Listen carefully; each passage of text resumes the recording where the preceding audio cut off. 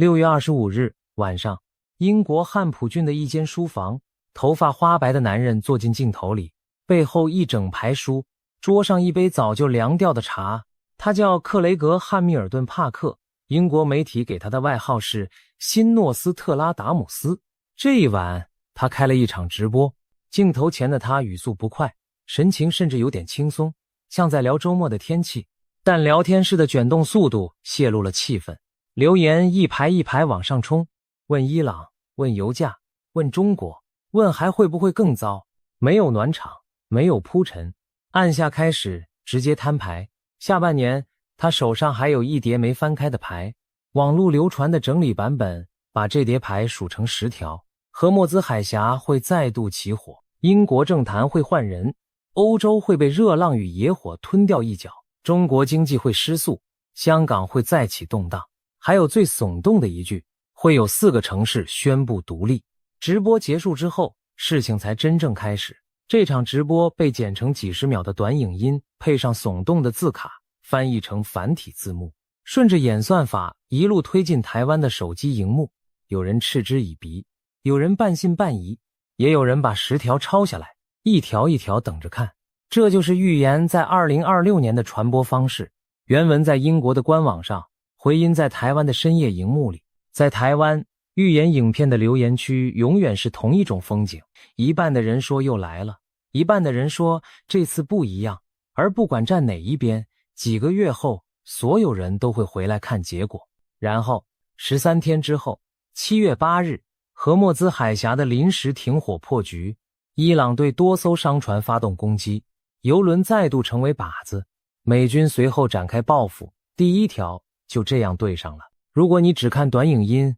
故事到这里就结束了，预言家神了，赞数起飞，字卡打上，应验2个大字。但如果你愿意多看13天的新闻，故事会复杂得多，而复杂的版本永远比神话的版本值得看。更何况这10条里不只有荷默兹，有的条目正在应验的边缘，有的条目被事实正面打了脸，有的条目我们翻遍了他的官网和外电报道，连一句对得上的原文都找不到。10条预言，3种命运，这就是接下来要摊开的东西。先别急着下结论，这支影片只做一件事，把流传的10条摊开在桌上，一条一条对照7月以来查得到的真实事件，哪一条对上了，哪一条对不上，哪一条连原文都查不到，全部讲清楚。预言是预言者的说法，新闻是查得到的事实，这2本账从头到尾分开记，这是这个频道的规矩，也是看预言唯一不会被带着走的方法。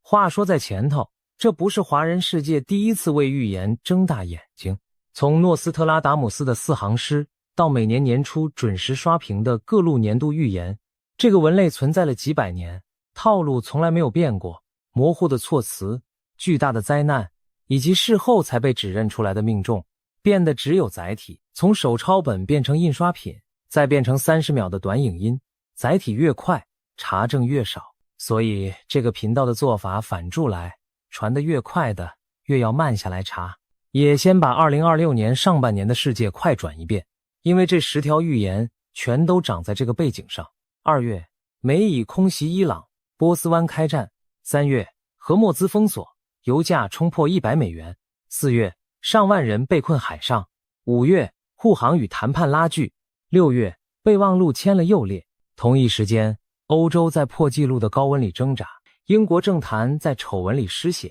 中国经济在房市的泥沼里减速。这是半年份的新闻头条，也是预言者手上最好的原料。世界越乱，预言越旺。先认识这个人，克雷格·汉密尔顿·帕克，英国灵媒，和妻子经营通灵事业数10年，写书、开课、上节目，每年年底固定发布隔年的世界预言，贴在自己的官网，也放上影音频道。新诺斯特拉达姆斯这个称号不是自封的，是英国小报一篇一篇捧出来的。他的预言范围极广，从王室、选举、天灾到战争，每年一长串，几10条起跳。他的妻子同样是职业灵媒，2人一起上过英国电视，开设通灵课程，出版一本又一本的书。官网上预言、课程、著作一字排开，是一门经营完整的家族事业，这一点不是嘲讽，是必要的背景资讯。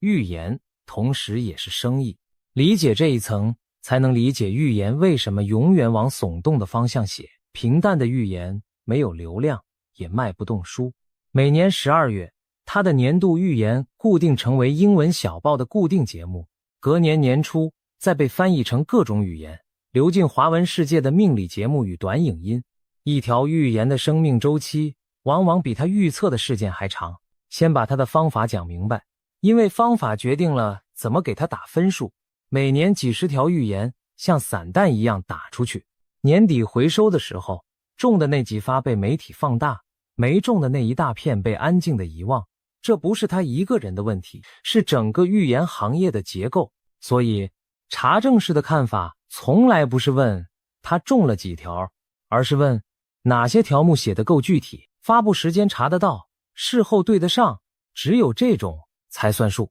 所以这支影片对每一条都会问3个问题：原文在哪里？发布时间在哪里？对应的事实在哪里？3题都答得出来，才进得了对账桌。答不出来的会被直接标明答不出来。丑话说在前面，接下来的10条里，有几条的结果会让两边的人都不舒服。深信的人会看到挂零，嘲笑的人会看到咬合。这正是查证的价值，它不服务立场，只服务账本。还有一个提醒，以下每一条的预言转述都保持预言者说法的框架。他说，流传版本说，官网写过，这不是修辞上的闪躲，是准确的要求。因为我们真正能证明的，只有他说过什么和世界发生了什么。至于两者之间有没有神秘的因果，这个频道不替任何人下结论。用这把尺量，他的记录得成实际，被支持者挂在嘴边的命中。2016年英国脱欧公投之前，他说会脱，多数专家不信，结果真的脱了。同一年，他说川普会入主白宫，民调全面看衰，结果川普赢了。这2亿发布时间都查得到，写在投票之前是他封号的由来，但失准的也一样多。2020年，他看好川普连任，结果没有。他多次预告过的加州大地震到今天没有来，他点名过的富士山喷发也没有来。中有不中，摊开来看，这才是预言者的真实成绩单，也是看待接下来这10条该有的底色。多说一句，这种中有不中不是帕克独有的缺陷，是所有预言者共同的统计宿命。一年开出几十枪，总有几发落在靶上，把落靶的那几发放大100倍就是头条。真正稀有的是那种写明时间、写明对象、事前存证、事后应验的预言，整个行业一年出不了几条。这也是为什么接下来的10条里会反复出现时间戳3个字。今年3月，他的声量突然暴涨，多家英国媒体报道，他在年度预言里写过，伊朗的核设施会遭到攻击，伊朗的最高权力会走到尽头。而2月28日，美国与以色列对伊朗发动大规模空袭，打击清单上正是军事设施、核设施与领导阶层。末日先知的预言成真，英国媒体的标题就是这样下的。这是查得到发布时间差的一笔，年度预言写在前，空袭发生在后，抵赖不掉，也否认不了。那一波报道同时记下了另外几句话，他预言的不只是设施遇袭，还包括伊朗最高权力的终局，以及8月一场笼罩日本的灾难性气体云。这些条目当时都被写进了英文新闻，等于替他的底牌盖上了时间戳。记住这个细节，后面对账会用到。有时间戳的预言才有资格谈应验，没有时间戳的连进场资格都没有。他顺势加码，警告世人下半年还有更多。然后就是6月25日这场直播，时机点值得注意。6月17日备忘录刚签，世界以为战争结束了。6月20日伊朗放话恢复封锁。6月25日他选在这个消息的夹缝里开直播。对预言者来说，这是声量最高的进场点。旧预言刚被媒体认证，新预言立刻上桌。你可以说这是灵感的时机，也可以说这是生意的时机，2种解释都成立。这里必须先讲清楚一件事，这场直播的完整官方逐字稿查不到，网络上流传的下半年10条是把他官网的文章、直播的片段再加上一层一层的转述，整理出来的版本，哪一条查得到他写下的原文，哪一条只存在于流传版本，接下来每一条都会标明。这是天文台日历式的做法，查得到的就摊出来，查不到的就老实说查不到。另外要说明，帕克的预言原文是英文，以下所有转述都经过翻译，翻译本身就是一次转述，所以每一条的措辞都以大意如此看待，不逐字抠字眼，但涉及关键名词、城市、独立、骚乱，我们会回头比对查得到的英文原文。现在开牌。第一条，荷默兹海峡，流传版本里他的说法是停火撑不过这个夏天，海峡会再度封锁，商船会再被攻击，能源市场会再抖一次。事实这边时间线要从头铺。2月28日，美以空袭伊朗，伊朗随即宣布封锁荷默兹海峡。这条水道平时吞吐全球约 25% 的海运石油， 20% 的液化天然气，是世界能源的咽喉。这里补一堂30秒的地理课，海峡最窄处只有30多公里，一边是伊朗，一边是阿曼，波斯湾所有的油轮都必须从这里进出，没有第二条水路。所以封锁荷默兹从来不是伊朗和美国两家的事，是全世界的事。3月1日，2艘油轮遇袭，多名船员丧生。3月2日，伊朗革命卫队正式确认封锁，威胁任何通过的船只。3月8日，布兰特原油4年来首度冲破100美元，之后最高见到126美元。3月11日，一艘泰国籍货轮中弹起火，3名船员罹难。3月27日，革命卫队进一步宣布禁止任何往返美国、以色列及其盟友港口的船只通行，只放行中国、俄罗斯、印度、伊拉克、巴基斯坦等少数国家的船。这一手挑得很精，封锁变成筛选，世界航运被切成两半。3月上旬还有一段插曲，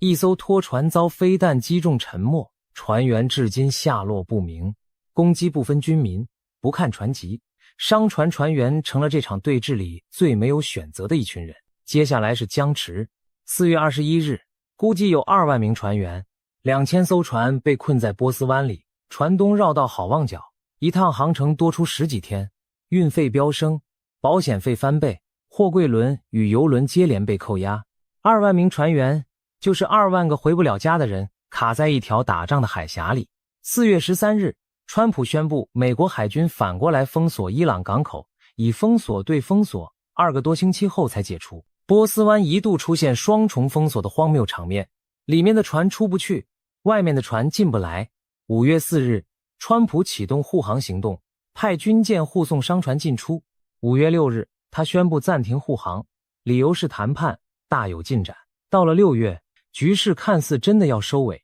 6月17日，川普与伊朗总统裴泽斯基安签署备忘录，宣布结束战争与封锁，油价回落，全世界松了一口气。新闻的语气已经开始用过去式谈这场危机，市场也信了，油价回落，航商开始盘算重返波斯湾的时程，保险公司重新计算风险费率，整个世界都准备把这一页翻过去。3天后，6月20日，伊朗指控以色列违反协议，宣称恢复封锁。再过5天，6月25日，帕克开直播说停火撑不过夏天。又过了13天，7月8日，临时停火正式破局，伊朗攻击多艘商船。7月中旬，美军对海峡附近的伊朗军事目标发动报复性打击。这场危机开打至今，已有17名船员丧生，海峡重回火线，而夏天才过了一半。这条海峡离台湾8000公里，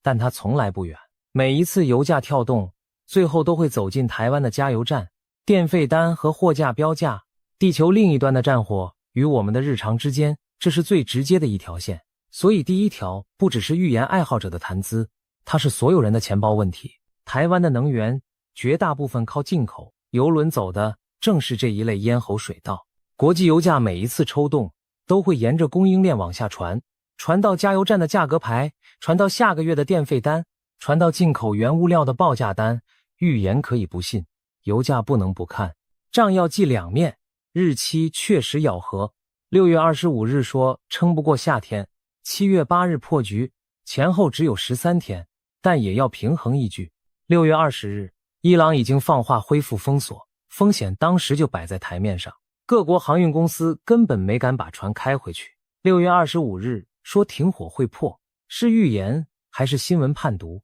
二种读法都成立，这是查证室看预言的第一课。咬合的日期不等于超自然的势力，不过也把另一面讲完。6月17日备忘录刚签的时候，主流的乐观情绪是真实存在的，油价回落就是证据。在那个当下公开说撑不过夏天，等于跟市场的多数意见对坐，结果他对了，市场错了。就算你把它归类为大胆的新闻判读，也得承认这个判读下的比很多专业分析师都狠。这是第一条无法被一笔勾销的部分。把镜头拉回此刻，7月下旬的荷默兹处于一种低烈度的循环，零星攻击、定点报复、谈判传闻，三者轮流上新闻。海峡没有全面重燃，也没有真正安静。第一条的后半句，海峡会再度封锁，严格来说仍在进行式，夏天还剩1个多月，这条账要到9月才能真正关账。第二条，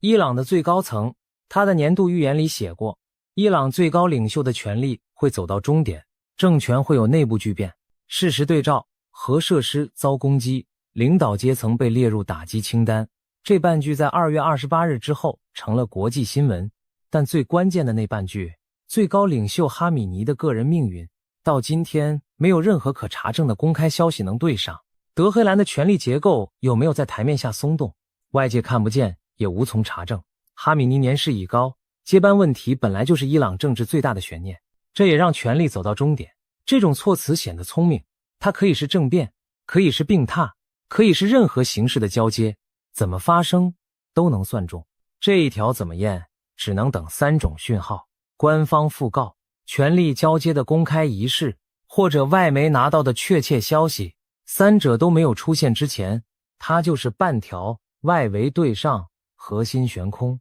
下半年它继续挂在桌上，对照历史，这种政权终局型的预言是所有预言里最常见也最常落空的一类。过去几十年，各路预言家宣告过的政权倒台，多到可以编一本落空年鉴。查证式的态度不是说它一定不会发生，而是在讣告见报之前，它的分数是0，不是 0.5。 第三条，英国政坛流传版本里，他说英国今年还会再换一次首相，而且过程难看。事实这一边变化来得比预言还快，时间得倒回年初。1月上旬，斯塔默公开放话，说今年若把他赶下台，会让英国陷入混乱。这句话本身就说明他的位子已经在晃。2月，亲信幕僚长因曼德尔森丑闻请辞，爱普斯坦案的余波一路烧进唐宁街，撑到6月下旬，斯塔默在党内叛变声浪中宣布辞职。距离他带领工党大胜，风光入主唐宁街还不到2年。2024年7月，工党才刚拿下压倒性胜利，媒体形容那是一个时代的开始。不到2年，同一批头条作者已经在替他写政治讣文。7月9日，党魁改选程序正式启动，预计在国会夏季休会前选出新领袖。把镜头拉远，这件事有多离谱就看得更清楚。从卡麦隆离开算起，梅伊、强森、特拉斯、苏纳克、斯塔默一路数下来，即将就位的新首相会是英国10年内的第7位。一个老牌民主国家，首相换得比手机还勤，这是英国政治自己写出来的黑色幽默，不需要任何灵媒加持。对照组摆在旁边会更清楚。预言者说英国会换首相的同一时间，博彩公司、政治记者、工党的后座议员全都在讲同一件事。当一个预言和整个舆论场的预期完全重叠，它作为预言的意义就被稀释光了。但正因为如此，这一条的账要记得更严格。第一，6月25日直播的时候，斯塔默已经宣布辞职了，摊牌时事件已经发生，这不叫预言，叫跟播。第二，流传说法指他在年初的年度预言就写过英国政局会在震荡，这个说法查得到相近的条目，但措辞笼统。第三，英国10年换7个首相，说还会再换，命中率本来就不低，3点加起来字面对上了，含金量请自行斟酌。至于接下来谁接任，走什么路线，会不会提前大选，流传版本里帕克没有给出可查证的细节，这很正常。预言在最需要细节的地方通常最安静，而英国这场戏的下一幕反而是新闻可以预告的。候选人表态，党内拉票、辩论、投票，每一步都有时程表。等新首相站上唐宁街的讲台，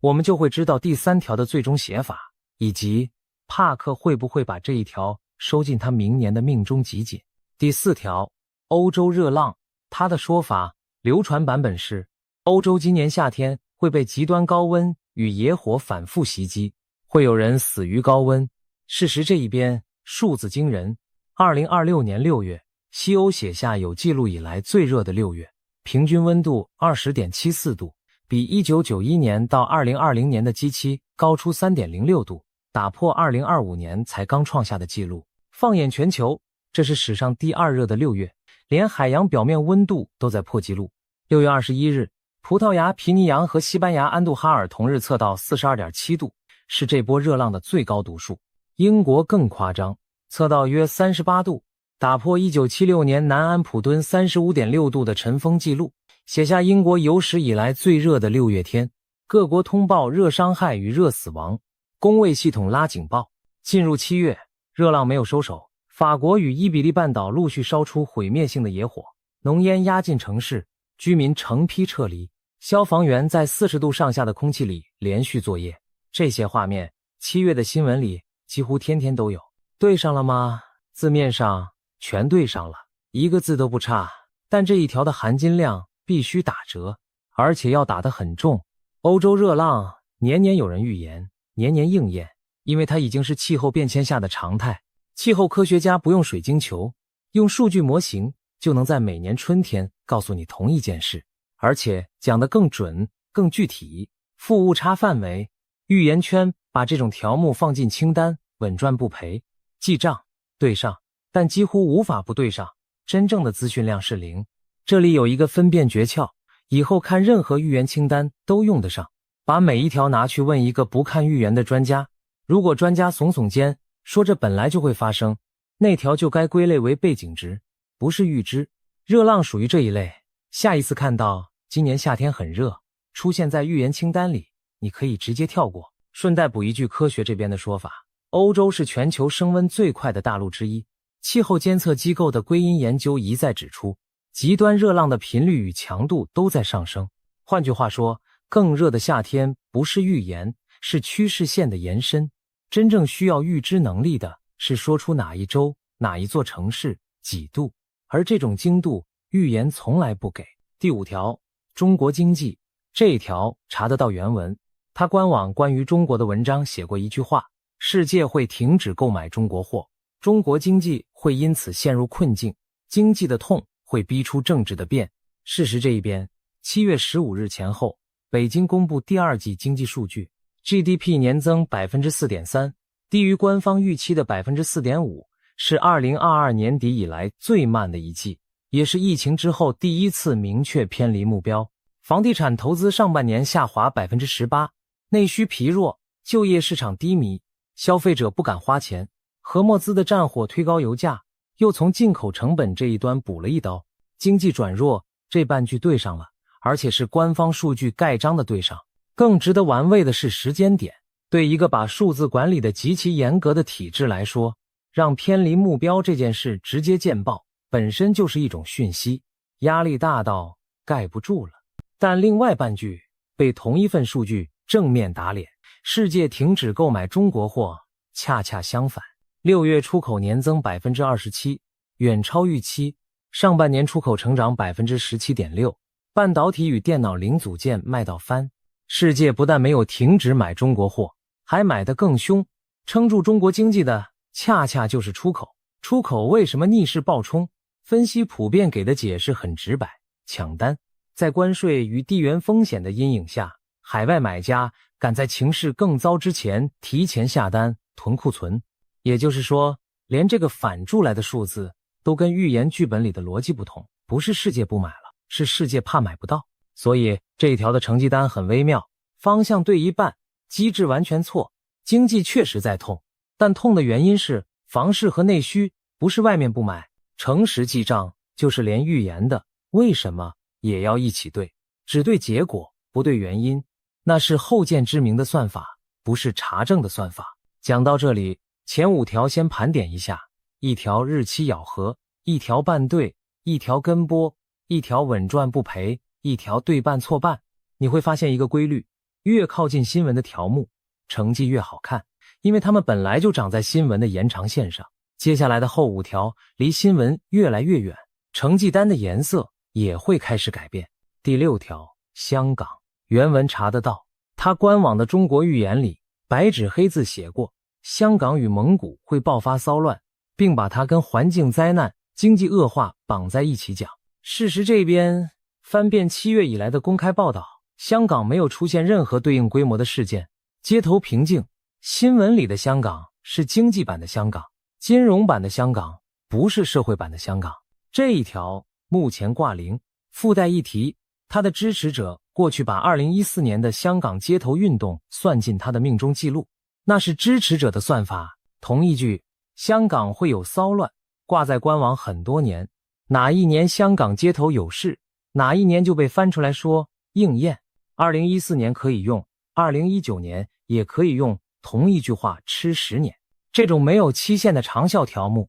是预言行业最好用的库存，它不会过期，随时可以兑现，永远不算失败。查证式的技法只有一种，看今年下半年，有就是有，没有就是没有，不吃存量，只认增量，顺带把门槛立清楚，免得下半年各说各话，零星冲突，网络上的不满情绪构不成预言里的骚乱。要对上这一条，至少得是连续多日登上国际头条的大规模事件，门槛先立好，年底对账才有标准。到今天为止，这一条是0。还有一个角度值得记下来，预言里的香港永远停在街头冲突的画面，但2026年新闻里的香港主战场在资金、楼市与人口的流动，故事早就换了章节。预言没有跟上事实的节奏，还在用10年前的剧本讲一座已经翻页的城市。这种时代错位本身就是对预言更新速度最好的检验。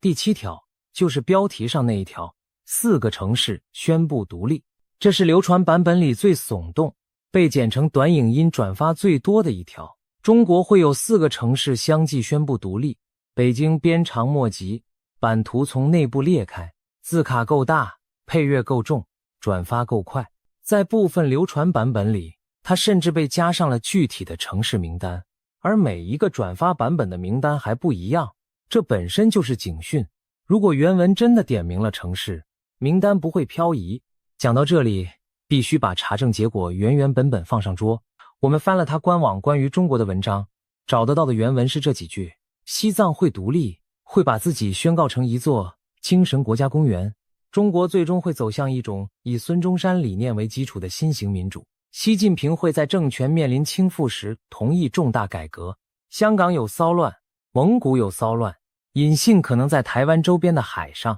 就这些，4个城市宣布独立，这个说法在查得到的原文里找不到，它只存在于转述与流传版本，出处断在半路。这一条要记在另一本账上，查无原文。这个数字是怎么长出来的？有一个合理的推测，它的原文刚好点明了4个地方：西藏、香港、蒙古、台湾周边。4个地区经过几轮转述与翻译，可能被压缩成了4个城市。骚乱与独立之间的距离也在一次次转发中被悄悄抹掉。这只是推测，流传的每一步已经无法还原。但可以确定的是，现在刷屏的那句话和查得到的原文不是同一句话。所以如果你是在短影音上第一次看到4个城市独立这几个字，请记得他走过的路：英文原文、英文转述、中文翻译、字卡压缩，每一站都加了一点料。查证的终点不是判断预言真假，是把加的料一层一层剥掉，看看最里面剩下什么。这一条剥到最后，剩下的是西藏，是骚乱，是遥远的愿景，唯独没有4个城市。这里藏着预言流传学的一条老规律：转述永远比原文大声。原文说西藏流传变成4个城市，原文说骚乱，流传变成独立。原文的长期愿景流传变成下半年的时间表，每经过一次转述就加重一次口味，因为只有更耸动的版本才能抢到下一轮流量。所以这一条的对仗结果不是还没应验，而是不确定。他说过，这两者的差别是整支影片最想留下的一句话。第8条，台湾周边，原文查得到，而且对台湾观众来说，这一条最扎眼。他写过，中国的巨变引信会是台湾周边海域的一次事件，一场冲突或意外点燃连锁反应。事实这一边，7月以来，台海周边没有出现能对应引信等级的事件，军机军舰的日常动态一直都有，但那是这几年的常态背景值，不是预言里那种引爆点。这一条没有时间表，没有细节，没有坐标，只有一个方向。查证式的讲法是，无限期的预言永远不会错，也永远还没对，它会一直挂在那里，挂到有一天新闻出现为止。台湾的国防部每天公布周边海空域的动态，这些是公开资料，任何人都查得到。1996年的台海危机，这座岛也不是没有经历过。真正的风险感知靠的是公开资讯和自己的准备，不是零式。如果哪一天真的出现引信等级的事件，最先告诉你的不会是预言频道，会是新闻快讯和手机上的警报声。住在这座岛上的我们，听这一条的心情比谁都复杂。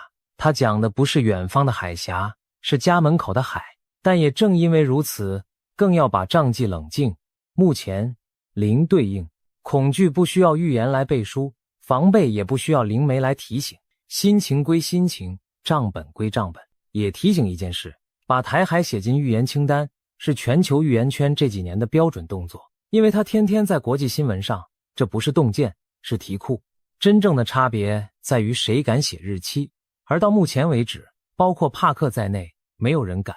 第9条，日本。今年3月，英国媒体报道过，他预言8月会有一场灾难性的气体云笼罩日本。这一条的特别之处是，它有月份，有月份就有到期日。现在是7月下旬，这一条还没到期。8月31日之前，它要么应验，要么出局，没有第3条路，没有模糊空间。值得多记一笔的是，它跟日本的旧账富士山喷发，它预告过不止一次，一次都没有发生。这次的气体云措辞比火山模糊，可以是火山气体，可以是工业事故，解释空间留得很宽。但另一边，日本气象厅全年监测全国的活火山，气体异常会及时通报，工业事故则有官方调查程序。也就是说，如果8月真的出现气体云，它会被仪器记录，被官方确认，被媒体报道，不需要任何人脑补。这也是我们愿意把它排进观察顺位第1名的原因。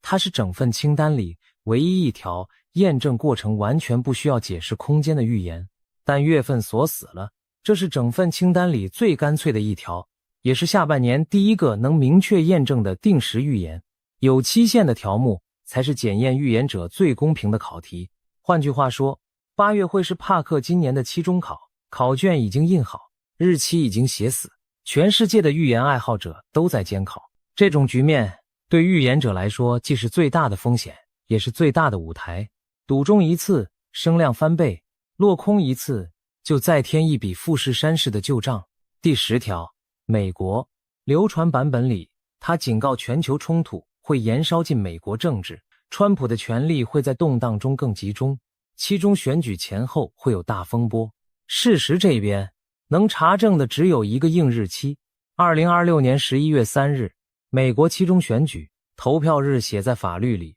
一天都不会挪。这场选举将改选众议院全部席次，参议院约1/3席次，结果直接决定白宫未来2年还剩多少行动能力。把它和北京的秋季全会摆在一起看，下半年的世界本来就排定了2场大考，不需要预言。日历自己就写着，荷莫兹的战火已经让油价和运费灌进美国的物价，选前的政治张力是现在进行式，但权力更集中，大风波这种措辞弹性太大，怎么发生都能事后解释。这条未到期，措辞模糊，先挂着，选后开账。10条摊完了，现在来排名，哪一条最接近应验？账面上是第1条，何墨兹6月25日说停火撑不过夏天，7月8日破局13天，日期咬合的漂亮，过程血淋淋，但我们自己拆过它的水分。6月20日，伊朗就放话了，赌停火会破，胜率本来就高，真要比含金量，反而是他年初那句伊朗核设施会遭攻击更硬，那是在2月28日空袭之前就白纸黑字放进年度预言的，发布时间差摆在那里。这也是英国媒体今年3月开始重新叫他末日先知的原因。至于第4条热浪，字面权重，但稳赚不赔。第3条英国，跟播不算数。第5条中国经济，对一半错一半。把这几条摆在一起，可以看出应验这2个字的水有多深。同样叫应验，有的是硬碰硬的时间戳，有的是稳赚不赔的常态，有的是跟播，有的是对半开。短影音的字卡不会告诉你这些差别，它只会打上2个字，神准。哪一条最难验证？2条并列。第7条，4个城市独立，连原文都查不到。要验证它的第一步不是等新闻，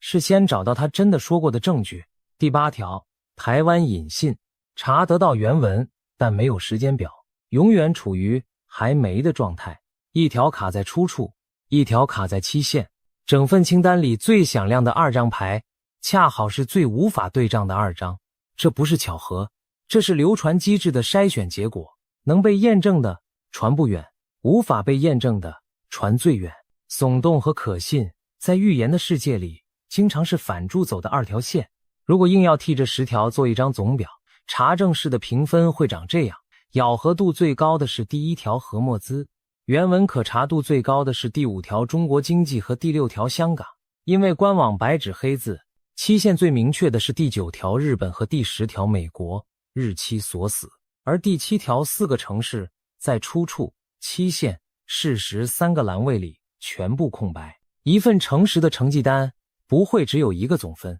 会有很多栏。预言者希望你只看最亮的那一栏，查证者的工作是把整张表摊开给你看。接下来把下半年的日历摊开，观察指标一个一个标上去。8月最拥挤，第9条的日本之说在8月到期，这是全清单第1个硬期限，8月31日晚上就能翻牌。同一个月8月12日日全食，全时代从北极圈一路压向冰岛和西班牙。16天之后8月28日月食接棒。这是天文台的日历，不是任何人的想象。天象本身不决定任何事，这一点必须再讲一次。但在预言圈的语境里，10项历来被当成倒数的钟声。帕克的支持者已经开始把8月整个圈起来。届时可以预期的是，不管8月发生什么，大事小事，都会有人把它跟10项挂在一起。这是预言圈的标准剧本，先把钟声敲响，再等任何一件事来当回音。看懂这个剧本，8月的资讯洪水就淹不到你。何墨兹海峡，看3个数字：攻击的频率、油价的高点、美军行动的规模。7月8日之后，海峡重回火线。任何一次大型攻击或大型报复，都会把第1条的咬合再锁紧一格。反过来，如果停火真的被重新粘起来，撑过整个夏天，第1条的撑不过夏天就会反转成失准。这一条是活的，每一周都在改写自己的分数。油价是最诚实的计分板，重新站上100美元，代表市场相信火还会继续烧。逼近126美元的前高，代表恐慌回到3月的水位。英国，看夏季休会前，唐宁街10号的新主人是谁？第7位首相就位的那一天。第3条正式结案，顺便看新首相的路线，会不会又养出下一场政治风暴？工党内斗的剧本，英国媒体已经开始逐日连载。对台湾观众来说，这是一堂免费的老牌民主国家压力测试课。中国，看10月，第3季数据会揭晓，经济失速是止住还是加深，而秋季全会的人事与路线会透露北京内部的真实温度。那也是巨变之说第1个可以被观察的窗口。秋天的北京闭门开会，秋天的华盛顿全民投票，2个节点前后夹出来的那段时间，本来就是全年地缘政治密度最高的窗口。预言圈盯着它，投资人盯着它，外交官也盯着它，差别只在于前者用感应，后两者用数据。香港与台湾周边没有时间表，只能持续盯着社会版与军事动态，一周一周的看。最后11月3日，美国期中选举第10条的对账日锁死在日历上。这里也留一份自查清单给你。何墨兹看油价和航运新闻，英国看唐宁街的门牌，中国看10月的官方数据，日本看气象厅的通报，香港与台湾周边看每天的公开通报与国际版头条，美国看11月3日的开票，每一条都有公开的、免费的、不需要通灵的查证管道。这支影片能做的是把表格画好，填表的是接下来5个月的世界。把时间轴整个摊平来看，7月何墨兹对账中，8月日本之说到期，双十登场，9月夏天结束，第一条的撑不过夏天，正式关账，10月中国的数据与秋季全会，11月美国期中选举，12月年度总结算，下半年的每一个月都有至少一条预言在排队等验收。这份日历就是下半年对账的完整路线图。把这份账单合上之前，再看一眼总表，10条预言，1条日期咬合，但掺着新闻判读的水分，2条对了一半，机制错了一半，2条还没到期，数条目前挂零，还有1条连原文都找不到。这就是预言摊在查证桌上的真实模样，不是全知，也不是全假，是一副中有不中的牌。而且别忘了，这只是7月下旬的期中快照，牌桌上还有几张没开的牌，任何一张翻出来都可能改写整份成绩单的颜色，往神准的方向或者往落空的方向。而怎么读这副牌，决定权不在发牌的人手上，在看牌的人手上。有人会问，那到底该给帕克打几分？这个频道的答案是，现在打分本身就是不及格的行为。10条里有将近一半的到期日根本还没到，考试考到一半就公布成绩，对谁都不公平。真正的总结算要等到12月31日晚上，到时候这份清单会被原封不动的再摊开一次，一条一条红笔黑笔全部见光。看预言不必急着信，也不必急着嘲笑，把它当成一份需要查证的清单，你就同时拥有2样东西：故事的张力和事实的地板。地板在，怎么看戏都不会摔下去。牌还没发完，下一张要翻开的是8月的日本。如果8月31日平安度过，这副底牌就少一张耸动。如果何墨兹的火再烧大一轮，第1条就会从疑似变成咬死。如果秋天的北京真的起了风，第5条和第7条的每一个字都会被重新翻出来逐字检验。帕克说，下半年才是重头戏。这句话本身是预言，也是宣传。信的人听见预告，不信的人听见行销，而查证者听见的是一张一张排好队的到期日。日历不说话，只是一页一页往后翻，每翻过一页就有1条预言被送上对账桌。下一个到期日8月31日，从今晚算起只剩1个多月，倒数已经开始。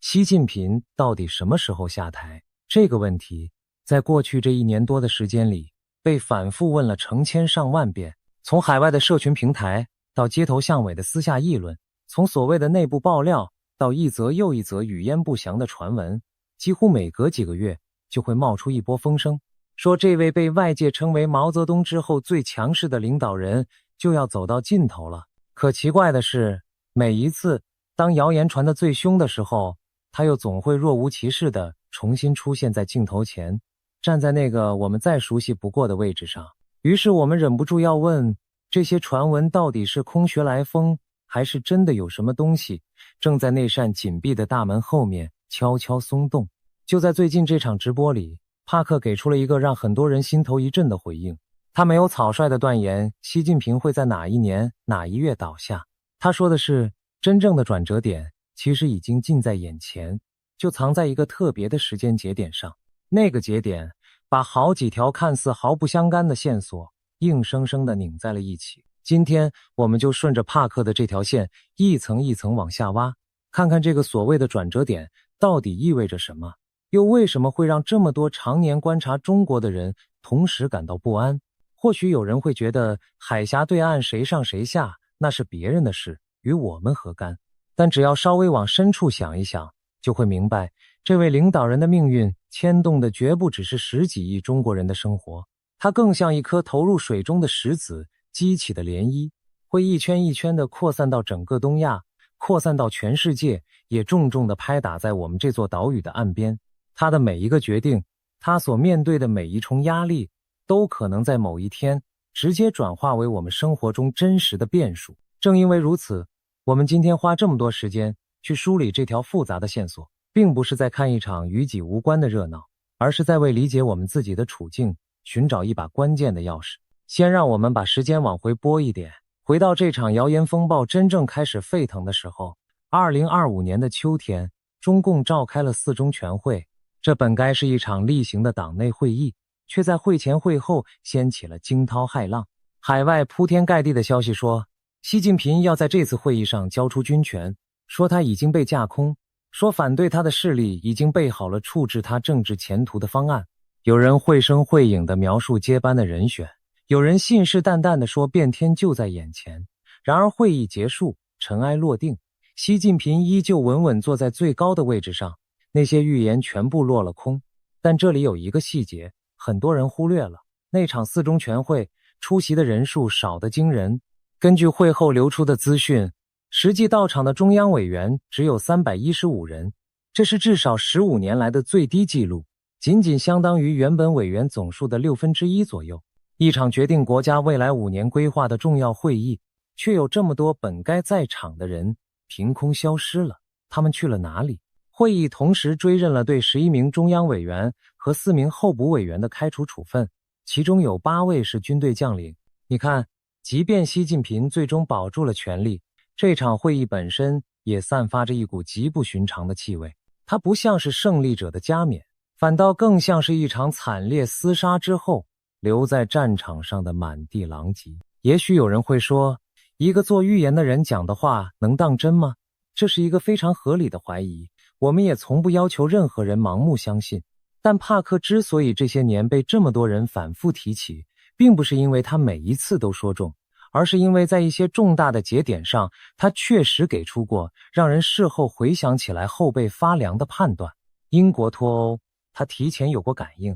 那场席卷全球的大瘟疫，他也在事前留下过警示。正因为有这样的记录垫底，当他这一次把话题转向习近平和中国的时候，我们才更有理由把他所说的每一句话都认真地摆到桌面上，和真实世界里正在发生的事情一项一项地去比对。这不是迷信，这是一种谨慎。正是那股不寻常的气味，让帕克在他的预测里提出了一个贯穿始终的核心问题。面对这一轮又一轮的清洗，他反复地追问，习近平到底是在清除威胁，还是他自己已经露出了虚弱和失控的破绽？这个问题听起来简单，却是理解整件事情的钥匙。因为同样一场大规模的人事整肃，可以有2种截然相反的解读。一种是一位强人正在牢牢收紧拳头，把任何可能的挑战者提前掐死在摇篮里；另一种是一个政权正在恐慌之中自我撕裂，越是拼命抓权，越是暴露出根基的动摇。到底是哪一种？我们从外面其实很难一眼看穿。那就让我们把这轮清洗看得再仔细一些。2026年年初，一个震动整个北京官场的消息传了出来，张又侠被正式拿下了。要知道，张又侠可不是普通人，他是中央军委的副主席，是中国军衔最高的现役将领之一。长期以来，外界一直把他看作是习近平最信任的军中亲信，甚至有人说他是碰不得的人物。更关键的是，他和习近平一样，都是所谓的红二代，父辈都是跟着毛泽东打天下的开国元勋。就连这样一位出身显赫，被视为铁杆心腹的人，最后也难逃被清洗的命运。这个信号让多少北京的高层在夜里辗转难眠，他们一定在心里反复盘算，这场对军中元老的掏空究竟要到什么时候才会停下？会不会下一个就轮到自己？而张又侠还只是这张名单上最显眼的一个名字，在他之前和之后，一连串位高权重的军中大将接连从公众视野中蒸发。负责作战指挥的联合参谋部参谋长刘振立同样在年初被查。曾经的军委副主席何卫东，主管政治工作的苗华，还有一批战区级别的高级将领都相继落马。就连负责掌管中国战略核导弹的火箭军，也一直是这场风暴的重灾区。一位又一位曾经的火箭军高层被连根拔起。有观察者注意到一个耐人寻味的线索，被清洗掉的这些人里，有不少和习近平早年在福建时期提拔的班底关系密切，而如今在台面上留下来的似乎另有派系的影子。这究竟是习近平在主动换血，还是他身边的权力版图正在被某种他未必完全掌控的力量悄悄重新绘制？这里尤其值得多说一句的是火箭军，他掌管着中国的战略核导弹，是这个国家手中最锋利也最敏感的一把剑。可偏偏就是这样一支关乎国家最高机密的部队，成了这轮清洗中被翻搅的最彻底的地方。一位又一位的火箭军高层被查、被撤、被抹去。当一个国家开始对自己掌管核武的队伍下如此重手时，这背后所折射出的猜忌与不信任已经深到了何种程度？而更让外界无从判断的是，我们对这一切的了解其实都只是透过一个极小的钥匙孔在窥看。中共高层的运作是全世界最不透明的黑箱之一。一个人为什么突然从公众视野中消失？另一个人为什么突然被扣上罪名？外面的我们往往只能凭借着零星的信号去猜测。这种深不见底的不透明本身就是滋生一切传闻最肥沃的土壤。帕克把这一切形容为某种近似政变的景象，这个词用得很重，我们也需要谨慎地去理解它。一场教科书意义上的政变，通常是有人用武力公开地夺走最高权力，可我们眼前看到的并不是这样。我们看到的是一种更隐蔽、更绵长的权力较量，是在一次次会议、一份份文件、一个个人事任免的背后悄然进行的暗流涌动。这种斗争未必会有坦克开上街头那样戏剧化的场面，它更可能表现为某位领导人虽然还坐在原位，手中真正能够调动的力量却在不知不觉中被一点一点的掏空。所以当我们谈论习近平会不会下台时，我们真正该问的或许不是他会不会失去那个头衔，而是他会不会在某一天失去对这个庞大机器真正的掌控。我们把数字摊开来看，会更触目惊心。原本由7个人组成的中央军委被一路砍到只剩下4个人，几乎成了一个空壳。有一份来自华盛顿知名智库的报告统计，从2022年到现在被正式清洗的将领多达36人，另外还有大约65名军官处于失踪或疑似被整肃的状态。这是一种什么样的规模？报告甚至算出，光是负责5大战区的副战区级指挥官被清洗的比例就超过了1/3，能够接手指挥这5大战区的人才储备一下子被砍掉了30%还多。一支军队在没有打仗的情况下，短短几年之内就折损了如此之多的高级指挥官，这在世界军事史上都是极为罕见的景象。我们不妨闭上眼睛，去想象一下此刻北京权力核心的那种氛围，那是一种怎样的空气？当昨天还并肩而立的同僚，今天就人间蒸发；当最高处的每一个人都无法确定自己明天是否还能安然无恙，那种弥漫在整个高层的猜疑与恐惧，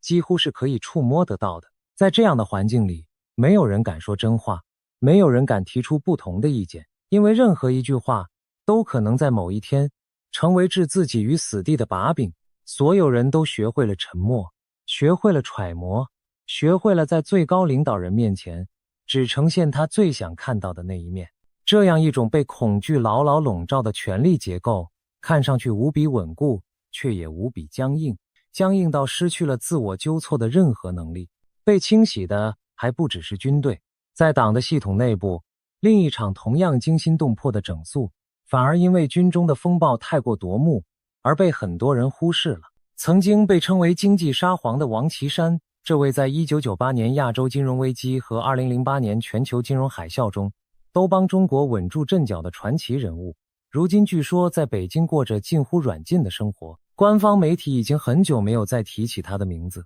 而更值得玩味的是，他一手建立起来的整个人脉网络，正在被系统性的一个一个拔除。连这样一位曾经替习近平操刀反腐、忠诚度毋庸置疑的大佬都落到如此境地，这本身就说明了很多东西。其实，如果我们把时间拉回到习近平刚刚上台的时候，就会发现这套清除异己的手法从一开始就是他巩固权力的核心工具。早在2012年他接掌大权之后不久，就以雷霆之势拿下了曾经风光无限的政治新星薄熙来，随后又扳倒了主管全国政法系统权倾一时的周永康。这些过去被认为动不得的大人物，一个接一个的应声落马。从那时起，一场以反腐为名的整肃就再也没有真正停止过。到了2025年前后，被调查的高级官员数以百计，所以我们今天看到的这一切并不是突然冒出来的新鲜事，而是一条延续了10几年的主线，走到了它最激烈也最令人不安的阶段。当一种手段被用了这么多年，最后连曾经最忠诚的盟友都无法幸免时，这台机器是不是已经开始有些收不住了？这台反腐的机器运转起来似乎已经停不下来了。前不久还有消息说，一批地方官员在巨大的压力之下选择了主动投案自首。你可以想象那是一种什么样的氛围？当一个系统内部连官员都开始因为恐惧而主动走进调查机关的大门时，那种弥漫在整个官僚体系里的不安早已不是秘密。反腐当然可以是清除贪官的正义之举，可当它变成一种没有尽头的人人自危的常态时，它就不再只是反腐，而更像是一种维持恐惧、巩固权力的工具。问题是，一个靠恐惧来维系的系统，真的能长久的稳定下去吗？还是说，恐惧积累到某个临界点，反而会催生出它自己最意想不到的反噬？当我们把这些画面拼在一起，帕克的那个问题就变得越来越尖锐了。一个真正高枕无忧的强人，需要把自己最亲近的心腹一个一个清除吗？当一个人开始连身边最信任的人都无法容忍的时候，那到底是力量的极致，还是恐惧的极致？有分析者用一个很精妙的说法来形容这种困境，他们称之为独裁者的两难。习近平通过不断的清洗，确实让党内和军中再也没有任何一个人有能力对他形成有组织的挑战。可与此同时，这种做法本身也让整个系统变得越来越脆弱，越来越僵硬，越来越充满猜忌。他用来巩固权力的每一种手段，恰恰都在为明天埋下不确定的种子。其实，在我们中国人自己的历史智慧里，早就有一套看待这种局面的深邃眼光，那就是天命。古人相信，一个王朝的兴衰，并不只是靠武力和权术就能永久维系的，它背后还有一种看不见的气运。当一个政权还承载着天命的时候，纵有波折也能逢凶化吉。可一旦天命开始离散，那么再严密的控制，再庞大的机器，也挡不住那由内而外的层层崩解。历朝历代的更替，往往都伴随着相似的征兆：天灾频仍，民生凋敝，内部倾轧，离心离德。我们今天看到的这一幕幕，经济的下行，人口的萎缩，高层的自相清洗，社会的普遍焦虑，放在这套古老的框架里去看，是不是也透着几分似曾相识的凉意？帕克是一位西方的预言者，可他所描述的分裂与终结，竟和我们老祖宗对于气数已尽的直觉在某个深处遥相呼应。历史其实早就给过我们这样的提醒，在中国的权力更迭里，做第二把手从来就是一个高风险的职业。回望毛泽东的时代，那些曾经被钦定为接班人的人物，最后几乎没有一个能够善终，有的郁郁而终，有的死于非命，有的则在政治斗争中彻底消失。就连毛泽东之后短暂接班的华国锋，也是在一场又一场看似平静的会议之后，被悄无声息的架空，慢慢退出了历史舞台。这里面有一个极其重要的道理，值得我们反复咀嚼，那就是失去实际的权利和失去头上的头衔，其实是两件完全不同的事情。一个人完全可能还顶着最高领导人的名号，却早已在暗中被抽空了真正说了算的能力。这或许正是我们在观察习近平时最需要警惕的一种可能。说到气运与预言的呼应，我们这个频道的老朋友们一定会想起我们曾经聊过的那些流传千百年的古老谶语，无论是那部神秘莫测的推背图，还是历代高人留下的种种预言，他们往往都在讲述同一件事，那就是天下大事，分久必合，合久必分，而每一次巨大的转折都不是无迹可寻的。这些古老的智慧和帕克这样的当代预言者，虽然来自完全不同的文化，使用着完全不同的语言，却在某些关键的判断上惊人地走到了一起。这种跨越了时空与文明的呼应，究竟只是巧合，还是说这个世界的运行真的存在着某种我们尚未完全参透的节律？我们不必急着下结论，但这种奇妙的共振本身就值得我们带着一份敬畏，静静地去体会。说到这里，我们就要进入帕克预测中最具体也最让人心里发毛的那一部分了。在他的描述中，中国即将迎来一段内部裂痕清晰可见的时期。他看到的不是抽象的政治斗争，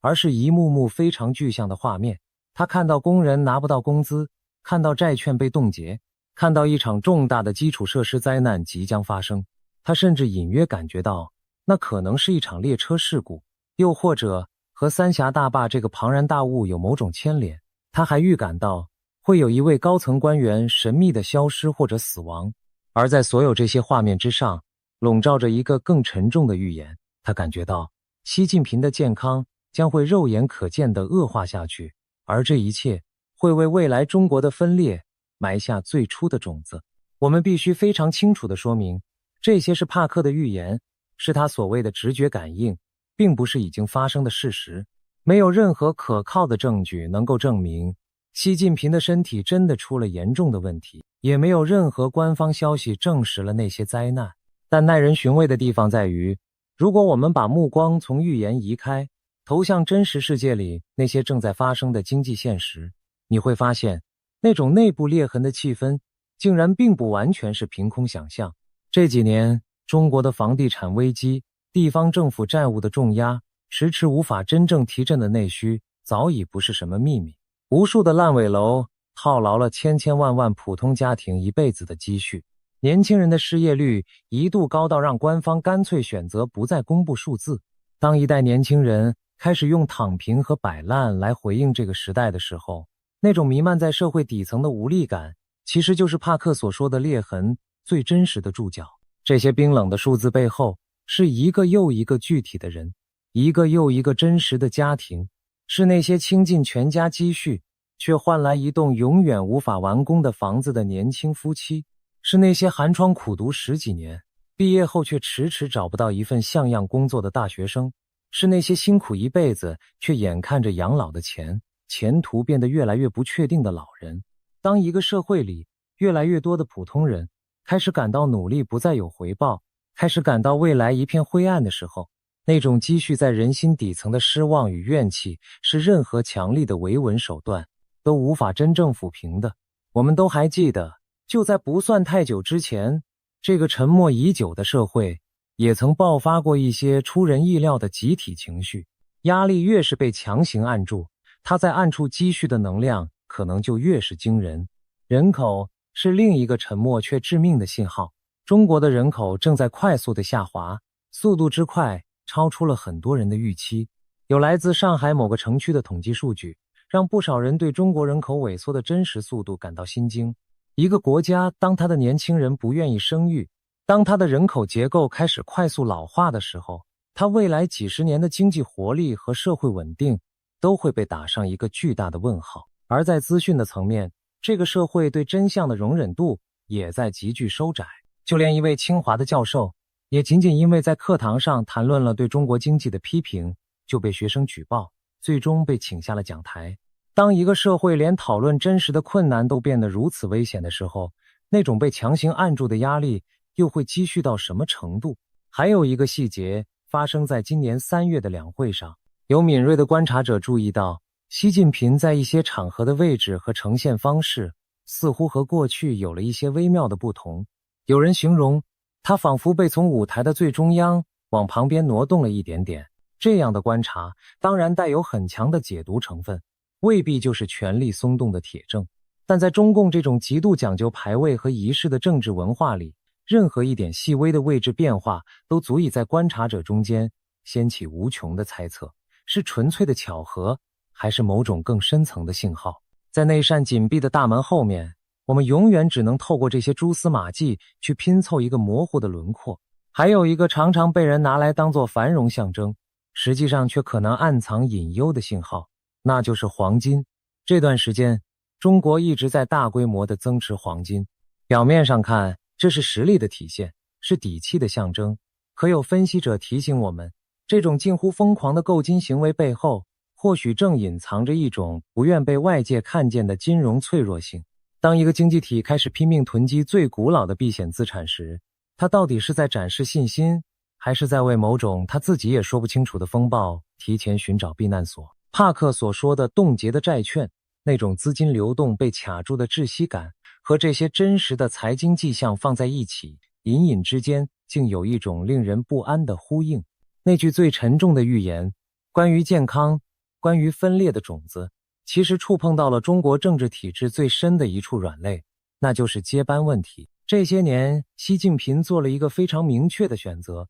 他迟迟不肯指定任何一位接班人，原因并不难理解，他太清楚一个被指定的接班人会如何在权力的中心慢慢形成第二个中心，就像当年胡锦涛被安排接班的过程那样，他不愿意让任何人在他还在位的时候就分走哪怕一丝一毫的光芒。可是这种安排虽然巩固了眼前的权力，却也埋下了一颗巨大的定时炸弹。因为一旦他的健康突然出现严重的状况，或者发生什么意外，整个党将立刻陷入一个没有人接班的巨大真空，随之而来的很可能就是一场你死我活的权力争夺。外界当然也在拼命地猜测，如果那一天真的来了，会是谁接手？有人提到政治局常委丁薛祥，他相对年轻，又是习近平体系里的关键人物。也有人翻出胡春华的名字，这位一度被称为失落的接班人的政治老将。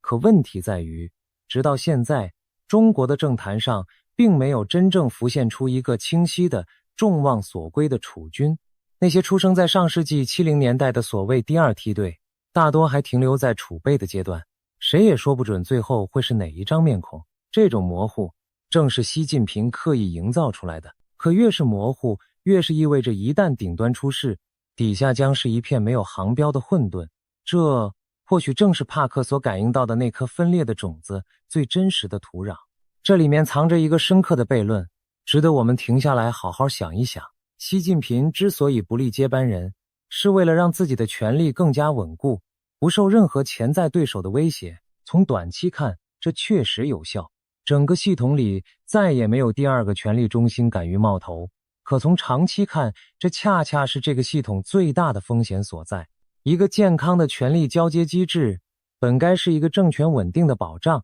可习近平却亲手把这个机制变成了一片空白。他把所有的鸡蛋都放进了他自己这一个篮子里，这个篮子越是被抬得高，一旦他有任何闪失，摔的就越是粉碎。帕克说的分裂也许并不需要一场轰轰烈烈的革命，它可能只需要一个突发的无人接手的权力真空，就足以让这座看似坚固的大厦从内部开始崩塌。好，铺垫到这里，我们终于可以回到最开始的那个问题了。帕克说的转折点究竟指向哪一年？答案越来越清晰地聚焦在了2027年。而这个年份之所以如此关键，并不是因为某一个孤立的原因，而是因为好几条完全不同的线索竟然像是被命运牵引一般，全部汇聚到了这一年。第一条线来自中共自己的政治日程。按照惯例，2027年的秋天，中共将召开第21次全国代表大会，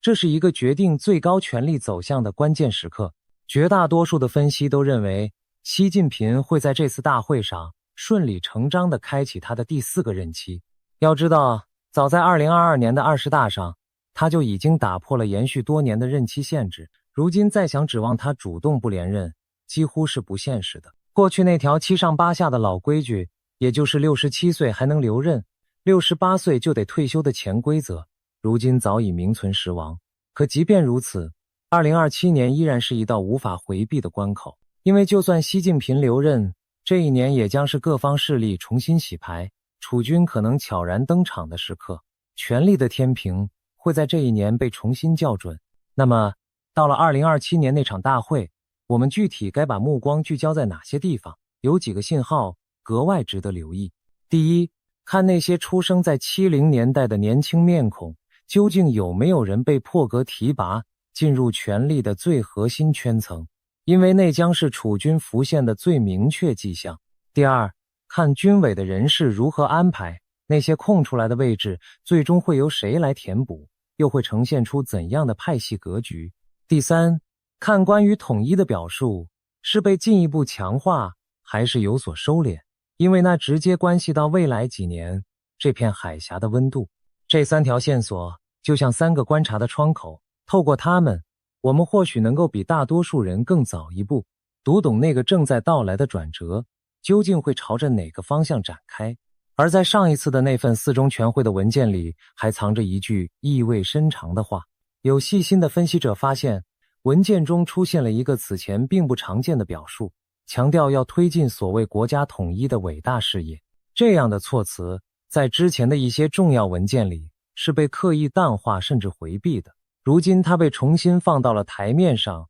这到底意味着什么？是纯粹的口号，还是某种决心的信号？当一个政权在内部面临巨大压力的时候，把统一这面旗帜高高举起，往往能够凝聚人心，转移矛盾。而这面旗帜所指向的方向，正是我们脚下的这片土地。这句话的分量，我们每一个台湾人都不该轻轻放过。第2条线来自帕克所引述的另一种古老预言，他提到了纳迪叶的内容，那是一种源自印度南部的神秘预言传统。据说在千百年前，古代的圣者就把无数人的命运一片一片地刻写在了棕榈叶上。根据他的转述，对台湾动武的风险在2026年之前并不算高，但到了2027年前后，这种风险会急剧的攀升。而这恰恰和一种冷冰冰的政治逻辑严丝合缝地对上了。帕克反复强调一个道理，当一个政权内部的权力结构变得不稳定的时候，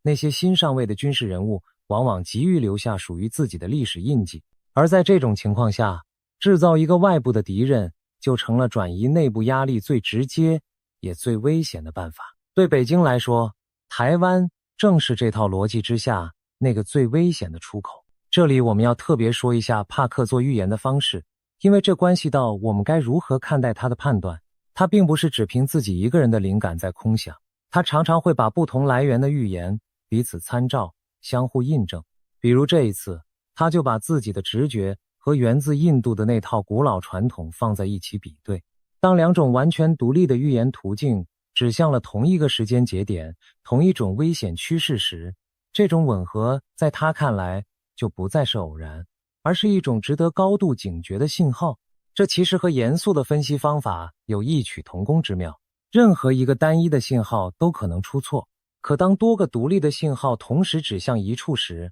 那个结论的分量自然就重了许多。帕克反复聚焦2027年，正是因为在他眼中，太多条线索都在这一年交汇了。我们把这2条线并排放在一起看，你就会明白帕克为什么会感到如此不安了。一边是2027年这个权力重新分配、内部矛盾集中爆发的政治关口，另一边是同样指向2027年的对外冒险风险急剧升高的预言。当一个系统同时面临经济的下行、政治的高压和权力交接的不确定时，他做出非理性选择的几率就会大大增加。帕克的意思其实很清楚，2027年前后的这场危机恐怕不只是一场单纯的战争那么简单，它更像是一个威权体制在经济、政治和权力同时濒临崩解时，一种近乎宿命的应激反应。它不是因为有把握才动手，恰恰可能是因为走投无路才铤而走险。而真实世界里的军事分析又给这条线索添上了一层更复杂的颜色。前面我们提到的那份华盛顿智库的报告，其实还有一个非常值得深思的结论。这一轮大规模的清洗在短期内确实严重削弱了解放军的作战准备能力。毕竟把那么多有经验的将领一次性拿掉，习近平只能被迫启用那些指挥经验浅、甚至完全没有实战经验的年轻军官，这在短时间内会限制解放军能够发动的军事行动的规模。可是，报告话锋一转，提醒我们注意一个更长远的危险。等到这个10年的末尾，那些新提拔上来的军官，在一次次的演习中，在河西近平的磨合中，逐渐积累起经验，他们对于胜利的信心和期待，反而可能会被重新点燃。这就带出了一个极其危险的判断。有分析者尖锐地指出，一支被清洗掏空、指挥体系变得脆弱又高度政治化的军队，在危机时刻反而更容易做出误判。他未必是主动想打仗，但他可能在关键时刻算错了账。更麻烦的是，这种清洗还可能让习近平本人对自己军队的实力产生一种不切实际的过度自信。当一个领导人身边全是他亲手提拔的人，全是不敢说真话的人时，他所听到的很可能只剩下他想听的那些话。这种资讯的茧房，对一个手握重兵的最高决策者来说，是最致命的陷阱。你看，这是不是又和帕克的直觉遥遥地呼应上了？无论是预言还是冷静的战略分析，最后都指向了同一个令人揪心的方向。而在真实世界的军事动作上，中国这几年对外的姿态也确实越来越强硬。就在最近，中国进行了一次潜射洲际弹道导弹的试射，这一举动立刻引来了美国、日本、澳洲、菲律宾等多个国家的强烈反应。这不是一次普通的军事演练，潜射洲际导弹代表的是一种能够隐蔽发起战略打击的终极能力，在内部风波不断的同时，却在对外的战略武器上如此高调，这种反差本身就充满了值得解读的意味。此前不久，习近平还亲自前往平壤访问，外界从中看到的是一种试图巩固某种战略轴心的努力。当内部的压力越来越大时，向外寻找盟友，向外展示肌肉，往往就成了一种本能的选择。这里藏着一个最危险的悖论，值得我们反复去想。一个志得意满、内部稳固的强权，反而未必急于冒险，因为他输得起，也等得起。真正可怕的是一头受了伤的猛兽。当一个政权同时被经济的困顿、内部的倾轧和权力的焦虑所围困，当他感到自己正在慢慢失去控制的时候，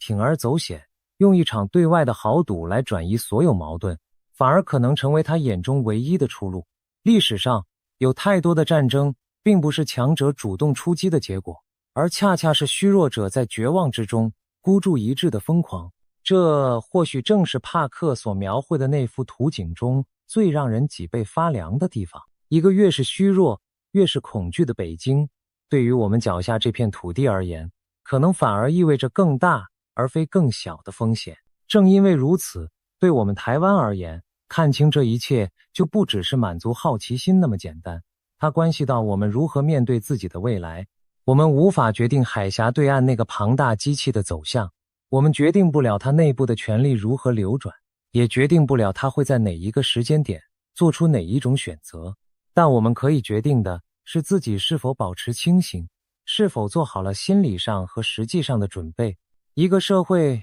最危险的状态，不是身处风暴之中，而是身处风暴边缘，却还浑然不觉，还沉浸在岁月静好的幻觉里。帕克所指向的那个节点，无论最终是否应验，都在提醒我们，把头埋进沙子里，从来不是一种选择。真正的安全感，不是来自假装危险不存在，而是来自对危险有清醒的认知之后，那份从容不迫的底气。还有一个问题，值得我们所有人，尤其是身处台湾的我们，反复去想。有一种说法非常发人深省，他问的是，习近平当然输不起台湾，可是他真的赢得起台湾吗？这句话的分量远比表面上要重，因为一旦真的动武，无论结果如何，对这个本以内外交困的体制而言，都可能是一场无法承受的豪赌。赢了，要付出何等惨烈的代价？整个经济会不会因为全球的制裁而彻底崩盘？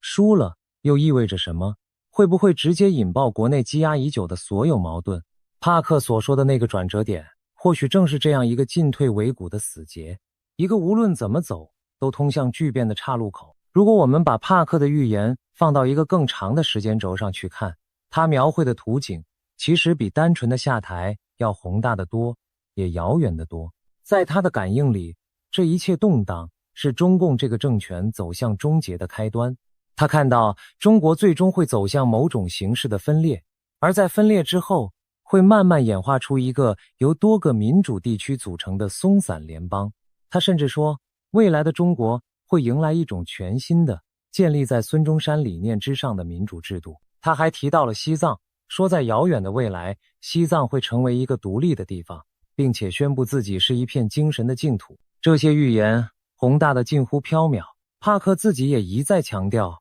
这是好几年之后，甚至更久远的事，并不是眼前就会发生。帕克还把这场中国的变局放进了一个更大的全球棋局里。在他的预测中，当俄乌之间那场旷日持久的冲突以某种方式走向终结之后，全球紧张的焦点并不会就此消散，而是会转移到另一个地方，尤其是远东。换句话说，在他看来，世界的火药味正在悄悄地从欧洲飘向我们所在的这片土地。他甚至还感应到，曾经看似牢不可破的俄罗斯和中国之间的联盟，未来也可能因为军火，因为对印度的态度等种种原因出现裂痕。他一再提到2030年，把它看作一个关键的里程碑，认为在那之前，旧有的国际秩序和旧的国际组织都只是一种临时的过渡，真正有能力应对这个时代的新秩序，要在一场又一场的大冲突之后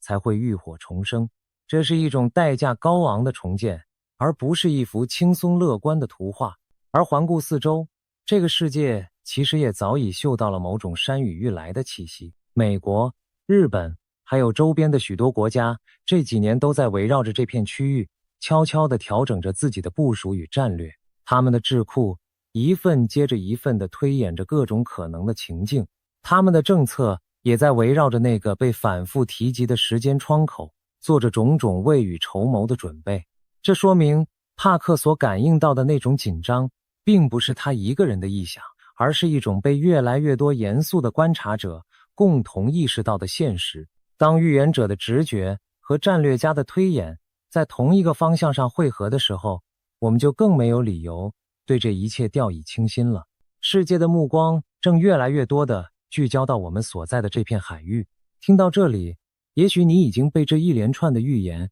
说得心潮澎湃，甚至有些不寒而栗了。但正因为如此，我们更要停下来，非常冷静地说出事情的另一面。这是对每一位观众负责，也是对真相负责。过去这10几年里，关于习近平即将下台的传闻其实从来就没有断过。2018年修宪之后有一波，2022年20大之前又有一波，2024到2025年围绕着他的健康问题再来一波。可到最后，这些传闻绝大多数都被证明是捕风捉影。中共高层的权力斗争本来就深不见底，外面的人太容易把一场军队清洗或者一次经济下行直接解读成习近平大权旁落的信号。主流的观察者，包括不少严肃的智库，给出的判断其实相当谨慎。他们普遍认为，就短期而言，也就是在2027年之前，习近平主动或被迫下台的可能性其实并不高。他依然牢牢地掌握着权力的核心杠杆。与其说他即将退场，不如说他正在用尽全力朝着一种超长期的执政狂奔，至少要到2032年、2035年，甚至更久。他心里有一个宏大的时间表，要在2049年把中国建成一个所谓的社会主义现代化强国，而2035年被他设定为通往那个目标的终点。这样一个把未来规划到几十年之后的人，会轻易的在明后年就交出权力吗？那么在什么样的情况下他才真的可能被迫离场？分析者给出的是一个相当极端的组合。只有当他的健康突然急剧恶化，或者爆发一场真正失控的重大危机，比如大规模的民众抗议，刚好又叠加上军队内部的失序，这两种因素同时出现，他才有可能被迫进入某种体面的退休，或者被架空。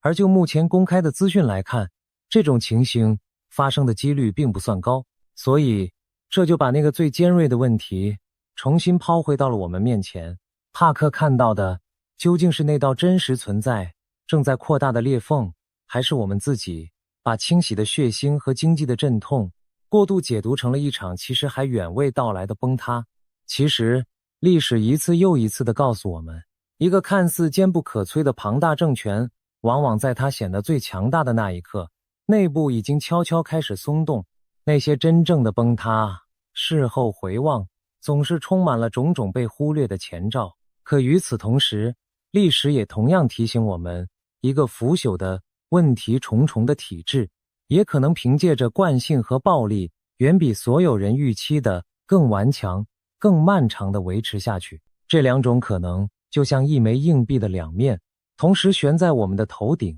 任何一个诚实的观察者都不该轻易地倒向其中任何一边。我们能做的是保持清醒，是把每一个真实的信号都认真地记录下来，而不是急于得出一个让自己痛快的结论。也许这正是帕克这场直播最值得我们细细品味的地方。他所说的转折点未必真的是指习近平在2027年会以一种戏剧化的方式轰然倒台，他更深层的意思或许是2027年是这台庞大机器的一个铰链，是一个方向被最终锁定的时刻。在这一年，这个体制要么会为接下来的10年牢牢地锁死它的轨道，把个人的权利推向一个前所未有的高度，要么就会在这一年前后，因为内外压力的同时挤压，开始出现那第一道再也无法完全愈合的裂痕。下台也许不是一个瞬间，而是一个过程，一个可能从2027年这个节点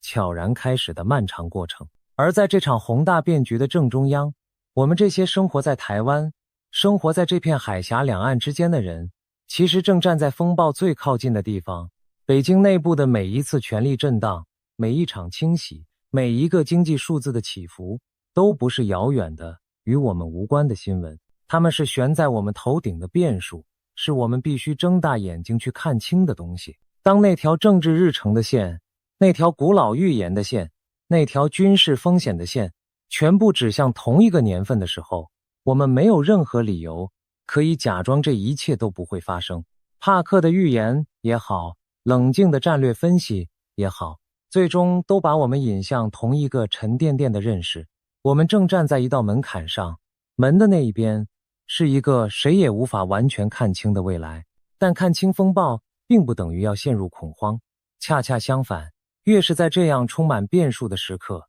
我们越需要一种稳定的、不被情绪左右的判断力。过度的乐观会让我们对真实的风险视而不见，而过度的恐惧则会让我们失去理性思考的能力，甚至被别有用心的谣言牵着鼻子走。真正的智慧是在这两者之间找到那个微妙的平衡点，既不天真也不绝望，只是静静地把该看清的看清，把该准备的准备。这才是面对一个充满不确定的未来，我们每一个人最该有的姿态。最后还有一点是关于预言本身的。我们谈论帕克，谈论那些古老的谶语，并不是要宣扬一种宿命论，仿佛未来早已被写死，我们只能束手就擒。恰恰相反，真正的预言从来都不是要我们放弃，而是要我们警醒。它像是一盏在远处提前亮起的灯，照见了前方可能的岔路与险滩。看见了，我们才有机会去绕行，去防备，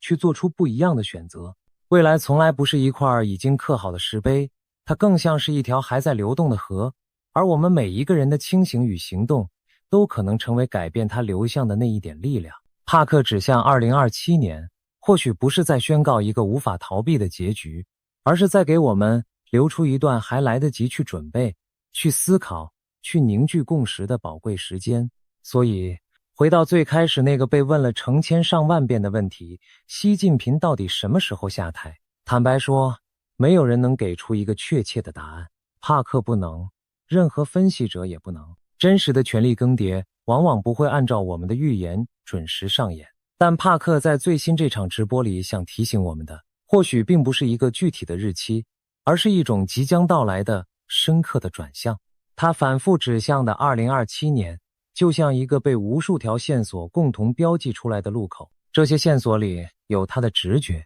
有古老的预言，有真实的军队清洗，有摇摇欲坠的经济数字。也有那个始终悬而未决的接班难题。他们或许并不会全部应验，但他们同时指向同一个方向，这件事本身就足以让我们保持清醒，保持警觉。这个波兰男人到底说过什么？他又凭什么敢在整整1年之前就把手指稳稳地按在2月28日这个点上？而更让人不安的是，他口中那个被围成圆圈的岛屿，那个被战火点明的东方，到底是不是我们此刻脚下这一片土地？这个问题恐怕值得我们每一个人静下心来，好好的想一想。要理解捷可夫斯基的分量，我们得先弄清楚他到底是个什么样的人。他不是那种躲在深山里，靠着几句模糊诗句糊弄世人的江湖术士。在波兰，这个名字早就家喻户晓，而他最初出名的方式，说出来你可能会愣上一下，他是靠帮警察找人出名的。过去这许多年里，波兰各地不断有家庭在孩子失踪、亲人离奇消失，警方束手无策的时候找上了这个男人。他们把失踪者用过的衣物、戴过的手表、摸过的照片一件一件放到他的手里，他闭上眼睛，用手指轻轻抚摸，然后开始描述那个人此刻身在什么样的地方，周围有什么样的树，什么样的房子，是生还是死。这种能力在西方有一个专门的说法，叫做触物感应。而让警方一次又一次回头去找他的原因其实很简单，他确实找到过人，确实帮忙破过案。早在2003年，他就登上过波兰的电视节目，在全国观众的镜头前公开展示这种能力，几乎是一夕之间全国皆知。我们可以想象那样的场景，一个焦急的母亲在孩子失踪了许多天之后，走投无路，抱着最后一丝希望，把孩子最爱的一件小外套递到这个男人的手里。他闭上眼，沉默许久，然后开口说出一个方向：一条河，一片林子，一栋看起来废弃的屋子。而有些时候，警方顺着这些破碎的线索找过去，竟然真的有所发现。正是这一次又一次说不清道不明的灵验，让这个原本平凡的波兰人一步一步变成了整个国家都在议论的传奇。当然，波兰当地的媒体也不是全都买账，有不少人质疑他，说他不过是运气好，说他把话讲得够模糊，怎么解释都对。这些质疑其实都很有道理，我们待会儿还会仔细的聊。但无论如何，一个能让警方愿意反复求助的人，总归不是一个彻头彻尾的骗子那么简单。关于他找人的能力，波兰当地曾经流传着许多让人津津乐道的故事。据说有那么一回，一个人在山林里失踪了很久，搜救队翻遍了每一个角落，却始终一无所获。眼看着就要放弃，家属走投无路，找到了捷可夫斯基。他握着失踪者的一件遗物，闭眼沉思了许久，然后说出了一个方向，一个特征，甚至描述了附近的地貌。搜救队将信将疑地顺着他指的路走过去，最后竟然真的在那个大致的范围里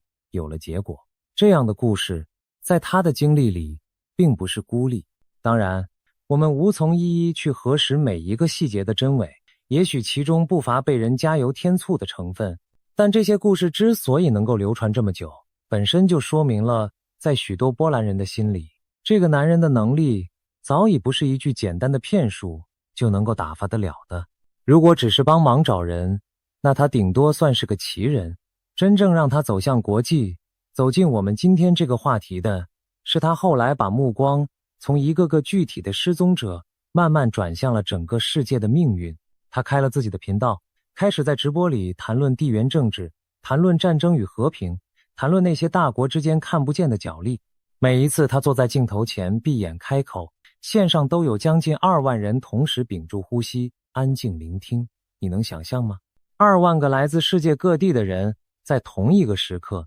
盯着荧幕，等着一个闭着眼睛的男人告诉他们这个世界接下来会走向何方。这本身就已经是这个焦虑时代最生动的一个注脚。人们为什么如此渴望预言？因为我们对未来实在是太不安了。如果你曾经看过捷可夫斯基的直播，你会被那种氛围深深攫住。画面里没有华丽的布景，没有炫目的特效，就只是一个寻常的男人坐在一张寻常的桌子前。他常常会拿起一张纸，或者只是闭上眼睛，把手轻轻按在额头上，然后陷入一阵长长的沉默。那沉默有时长得让人以为讯号断了，接着他会皱起眉头，像是在极力辨认什么遥远而模糊的东西，断断续续地把脑海里浮现的画面一点一点地说出来。他说得很慢，很吃力，仿佛那些画面是要费尽全身的力气才能从某个深不见底的地方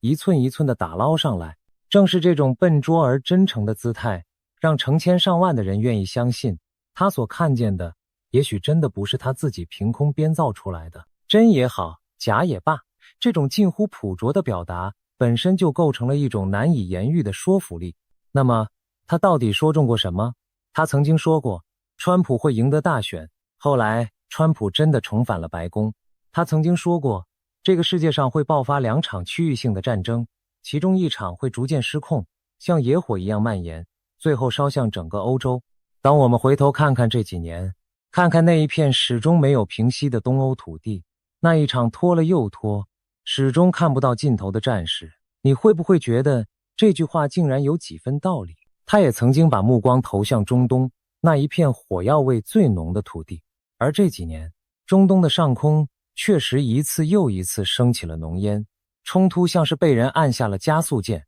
一触即发。他甚至在那场席卷全球的大疫情之初，就隐隐觉得那背后恐怕不只是一场单纯的流行病，而像是被某种更大的东西所裹挟。当这一桩桩一件件摆在我们面前，你会不会也和我一样，后背悄悄沁出了一层冷汗？让我们把他关于战争的那一段预言再看得仔细一些。早在那一场席卷东欧的大战爆发之前，捷可夫斯基就曾经隐隐地提到过，那一片土地将会陷入长久的动荡与流血。而当战事真的爆发，并且如他所说的那样，一年又一年的拖延下去，迟迟看不到和平的曙光时，许多人才后知后觉地想起了他当初的那些话。他还说过一句更让人心惊的话，他说这2场燃烧在不同大陆上的战火，最终有可能彼此牵动，把越来越多的国家一步一步地卷入这个巨大的漩涡之中。当我们环顾今天的世界，东欧的战事未歇，中东的冲突又起，东亚的海面上那个圆圈还在悄悄收紧，你会不会觉得这个世界似乎正一步一步地滑向他当年所描述的那个危险的方向？这种感觉才是最让人在深夜里辗转难眠的。当然，我们必须诚实，捷可夫斯基不是神，他也错过，而且错得不少。有细心的人翻出他过去的记录，发现他有时候前后矛盾。这一次说某一场战争会失控蔓延，下一次又改口说是另一场，两种说法根本没有办法同时成立。他自己也很少主动提起那些没有应验的预测，这其实是所有预言家的通病，说中的被无限放大，说错的被悄悄遗忘。久而久之，一个并不完美的预测者就在众人的口耳相传里被镀上了一层神的光环。所以我们今天的态度非常清楚，不神话也不嘲笑，我们只是把它摊在阳光底下，一项一项的看，看那些说中的，也看那些落空的，然后把最后的判断交还到各位自己的心里。这才是面对一切预言最该有的清醒。好，现在让我们把镜头拉回到那个最核心的画面。2月28日，还有那个被围成圆圈的岛屿。捷可夫斯基在描述他的意象时，用的并不是什么军事术语，他不懂什么叫做封锁线，什么叫做禁航区。他只是说，他看见海面上出现了很多很多的船，他们不是杂乱无章的散开，而是有秩序地一艘接着一艘，绕着中间那一块陆地慢慢地排成了一个环。他说那个环越收越紧，岛上的人想出去出不去，外面的东西想进来进不来，整座岛就像被一只无形的大手轻轻地攥在了掌心里。他反复强调着一个词，圆圈，一个完整的闭合的让人喘不过气来的圆圈。如果你对这几年东亚的局势稍有留意，听到这一段描述，恐怕很难再保持平静，因为这个圆圈，这个环根本不是什么虚无缥缈的幻觉，它有一个我们早就听过无数次的名字，封锁。就在2022年，当时那场围绕着这座岛屿的大规模军事演习，对岸一口气划出了7个区域，把整座岛团团围住。西方的智库在事后分析的时候，用的正是环绕这2个字。那些封控的区域，恰好就环绕着这座岛最繁忙的航道与空路，向全世界赤裸裸地展示了一种能力，一种可以彻底把这座岛与外界切断的能力。当时甚至有16枚飞弹飞越了岛屿上空，落在了周边的海域，其中有几枚据说几乎是从最重要的那座城市头顶掠过。那一圈一圈的落点在地图上连起来，不就是捷可夫斯基口中那个越收越紧的环吗？而更让人不寒而栗的是，这样的演习并不是只有那一次，此后的这几年，类似的绕岛施压一次接着一次，规模一次比一次大，来的一次比一次频繁。那些军舰，那些战机，那些一批又一批越过中线的身影，早就把当年那种偶尔为之的震撼变成了一种近乎日常的新常态。温水煮青蛙，说的就是这个道理。当一件原本会让所有人心惊胆战的事开始一遍又一遍的上演，我们的神经就在不知不觉间被一点一点的磨钝了。捷可夫斯基看见的那个圆圈，也许并不是某一个具体的日子，而是这整整几年一圈一圈慢慢收紧的整个过程。我们得把这件事讲得更透一点，因为这正是整个预言最让人脊背发凉的地方。研究兵棋推演的专家们早就反复推演过，如果有一天真的要对这座岛动手，最可能的方式未必是我们想象中那种千军万马抢滩登陆的画面。横在中间的那一道海峡，最窄的地方也有110海里宽，要把大军安然送过去，难如登天，代价高到连对岸自己都未必承受得起。所以更阴险也更可能的一步是封锁，是不开一枪就把整座岛围起来，切断它的能源，切断它的粮食，切断它与世界所有的连结，然后静静地等岛上的人在孤立与恐慌之中一天一天地失去信心。这不就是一个圆圈吗？一个不需要流血却足以致命的圆圈。捷可夫斯基，一个从没读过兵书的欧洲通灵者，却用最直白的语言说出了战略专家们心底最深的忧虑。这到底是巧合，还是某种我们无法理解的洞见？我们也不妨想一想，为什么捷可夫斯基偏偏用了圆圈这个意象，而不是别的什么？圆，在人类几乎所有的文化里，都是一个充满力量的符号。它代表着完整，代表着闭合，代表着一种无始无终、无处可逃的宿命感。当一个东西被画成了一个圆，就意味着它被彻底的包裹，被完全的隔绝，再也找不到任何一个缺口。捷可夫斯基或许并不是刻意选择了这个词，可正是这个从他潜意识里自然浮现出来的意象，精准地传递出了那种令人窒息的绝望。一条线可以绕过，一堵墙可以翻越，可一个完整的圆圈却让人彻底断了念想。也许这正是这一则意象之所以如此深入人心的原因。它击中的不只是我们对战争的恐惧，更是我们对于被困、被隔绝、被命运牢牢攥在手心里的那种最原始的不安。让我们把这座岛的处境看得再具体一些。这座岛最脆弱的地方究竟在哪里？它的能源绝大部分要靠船只从遥远的地方运来，一旦航道被切断，岛上的灯火还能撑上多少天？它的粮食同样高度依赖进口，超市货架上的东西看似琳琅满目，可真要被围上1个月、2个月，又会是什么光景？更别提那些牵动着全世界神经的晶片工厂，它们是这座岛最珍贵的宝物，是全球科技的命脉所系，却也可能因此成为别人眼中最想牢牢掌控的猎物。捷可夫斯基或许看不懂这些复杂的产业链，可他看见的那个环，那个把一切都困在里面的圆圈，却精准地击中了这座岛最深的软肋。当一个地方，它的呼吸，它的心跳，它的血脉，全都系于外面那几条看不见的线，那么把那几条线围起来，剪断，本身就是一种最无声也最致命的攻击。还有一个很多人都忽略的细节，在这座岛与世界相连的不只是海面上的航道，还有沉睡在深海底下的那一根根海底电缆。我们每一次的通话，每一封邮件，每一笔交易，其实都是靠着这些看不见的电缆在海底默默地传递。而这些电缆恰恰是最脆弱也最容易被神不知鬼不觉地破坏的环节。近几年，这座岛周边的海域就不止一次传出电缆莫名中断的消息。你可以想象那样一种场景吗？在那个圆圈慢慢收紧的同时，岛上的人们忽然发现自己不仅出不去，连对外的声音都一点一点地变得微弱，最后陷入一种与世隔绝的寂静。这种寂静或许比任何炮火都更让人恐惧。让我们试着闭上眼睛，想象一下，如果那个圆圈真的收紧到了极致，我们的日常会变成什么模样？清晨，你打开水龙头，水还在流，可你的心里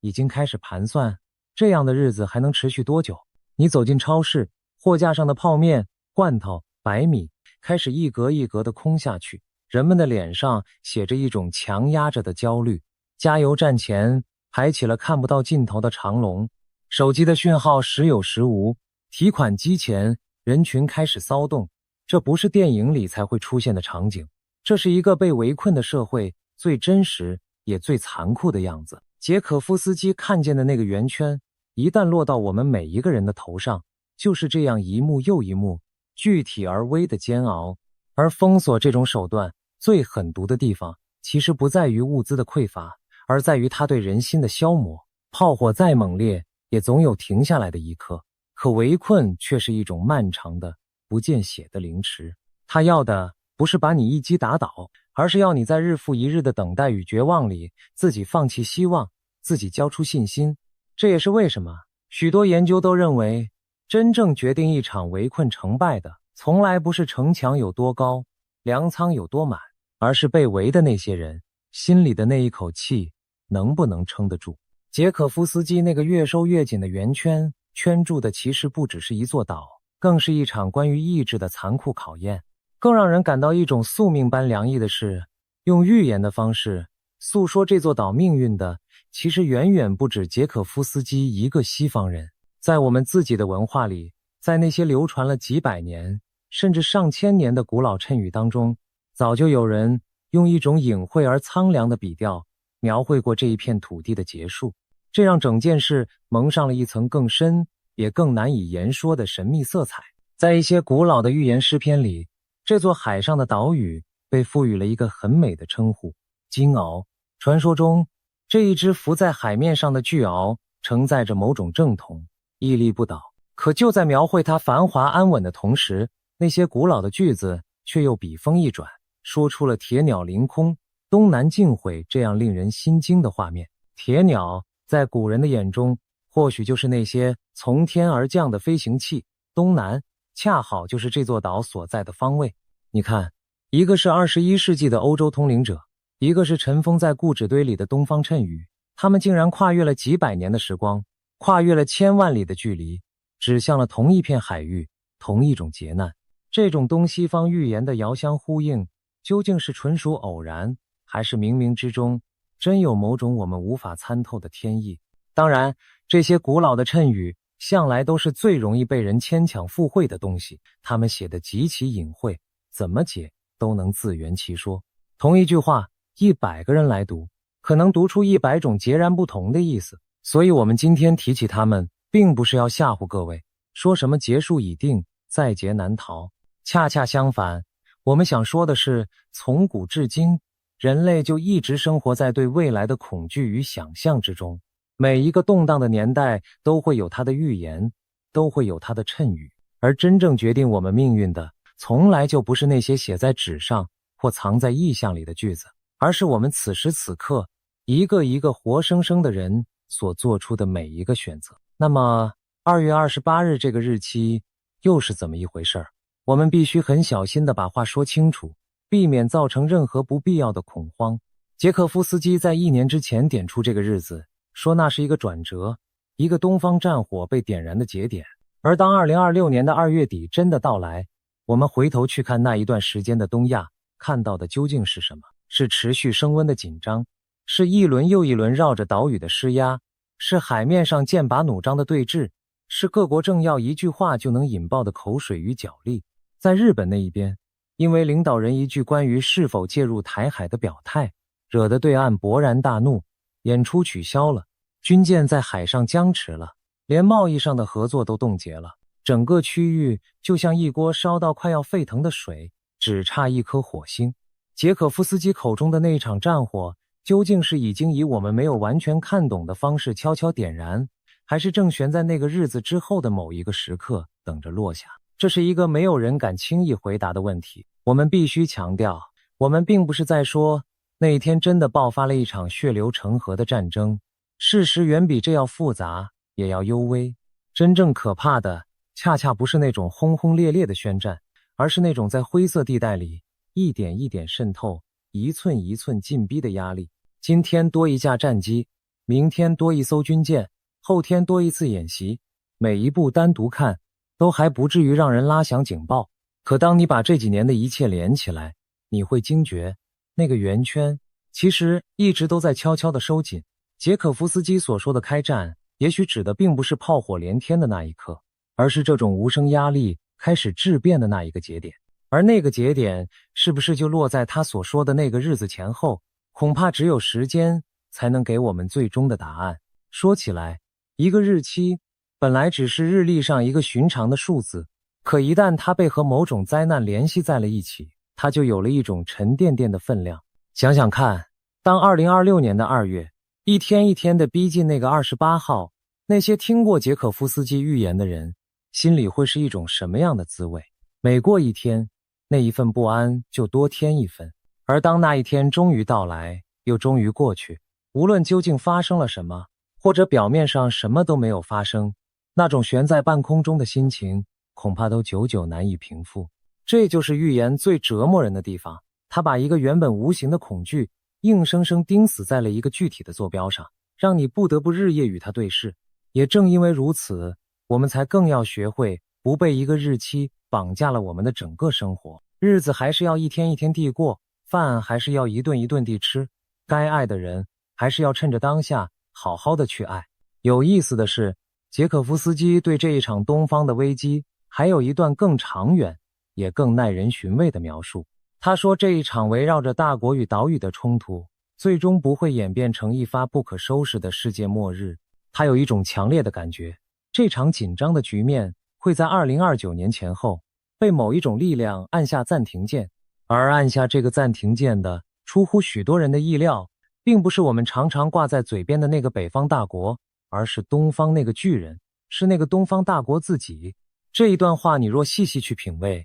会发现它藏着一层很深的意思。它似乎在暗示，真正掌握着这一整盘棋局节奏的，从头到尾都是那个东方巨人。他想收紧圆圈的时候，圆圈就收紧；他想按下暂停的时候，全世界都得跟着停下来。这种对局势主导权的判断，竟然和许多严肃的地缘政治分析不谋而合。这一点特别值得我们深思。在很多人的直觉里，战争的爆发与否取决于很多外部的因素，取决于别的国家愿不愿意介入，取决于这座岛自己能不能守住。可捷可夫斯基的意象却在提醒我们，也许这一切的钥匙从一开始就握在那一方的手里。要不要收紧圆圈，什么时候收紧，收到什么程度，什么时候又松开，全都是一种主动的选择，一种精密的算计。如果真是这样，那么对这座岛上的人来说，最重要的功课或许不是去猜测那个确切的日子，而是去理解究竟是什么样的因素会让那一只手选择收紧，又是什么样的力量能让那一只手选择松开。看懂了这一层，我们才不至于在漫天的预言里彻底迷失了方向。我们不妨把时间的坐标再往外放大一些，看看捷可夫斯基的意象究竟是落在一个什么样的真实背景之上。这几年，关于那座岛屿的命运，早就已经不是一个通灵者在孤零零地说，西方的军事将领白纸黑字地写下过对冲突年份的判断，无数的智库用一场又一场的兵棋推演，反复计算着各种可能的结局。而2027年这个数字被一次又一次的郑重提起，因为那一年恰好是对岸军队一个重要的建军节点，也恰好是那位领导人一个任期的节点。在这样一个敏感的年份前后，任何的风吹草动都会被放到放大镜底下细看。捷可夫斯基把战火的火苗点在2026年，把暂停键按在2029年，恰好就把那个最敏感的2027年稳稳地包在了中间。这又是巧合吗？当一个欧洲通灵者的时间表和最顶尖的军事沙盘如此严丝合缝，我们还能轻松地一笑置之吗？而在那位东方领导人的口中，统一这座岛从来就是一件被反复提起、被称为必然的大事。在他一次又一次的公开讲话里，这几乎是一种不容置疑的意志。与此同时，那个东方大国自己也并非全无隐忧，经济的增长不再像从前那样一路高歌，内部的种种压力也在暗处悄悄累积。有一种声音认为，恰恰是这种内部的压力，反而可能让外部的冒险变得更有诱惑力。当一个庞大的机器在内部遇到了难以化解的难题，把民众的目光引向一个外部的目标，把内部的矛盾转化为一种共同对外的情绪，这在历史上并不是什么新鲜的剧本。捷可夫斯基那个越收越紧的圆圈，会不会正是这样一种内外交织的复杂压力，最终在海面上投下的影子？而在这一整盘棋局里，还有一个谁也绕不开的角色，那就是海洋另一端那个超级强权。这座岛的命运很大程度上取决于一旦那个圆圈真的收紧，那个远方的强权究竟会不会出手，会以什么样的方式出手，又愿意为此付出多大的代价。有人说他一定会来，因为这座岛对他太过重要，也有人说他未必会来，或者来的没有那么坚决，因为介入一场如此规模的冲突，代价实在太过沉重。这一种深不见底的不确定，恰恰是这一片海域最危险的地方，因为所有的算计，所有的冒险，都建立在对这一个问题的猜测之上。而捷可夫斯基的意象并没有告诉我们这个问题的答案，他只看见了那个收紧的圆圈，却没有看清圆圈之外那一双犹豫的手最终会不会伸过来。或许有人会问，为什么偏偏是这几年，这一种山雨欲来的紧张感变得如此的浓烈？其实这并不是某一个人、某一件事单独造成的，而是无数个因素在同一个时间点上恰好交织在了一起。是那个东方大国在经济与内政上累积了越来越大的压力，是那位领导人的任期正走到一个关键的节点，是周边的国家因为种种的表态让气氛变得越发紧绷，是远方的强权正被别处的战火牵扯着宝贵的精力。所有这些线索像是无数条溪流，在2026年这个当口汇聚成了一股汹涌的暗潮。捷可夫斯基或许无法向我们解释这些复杂的因果，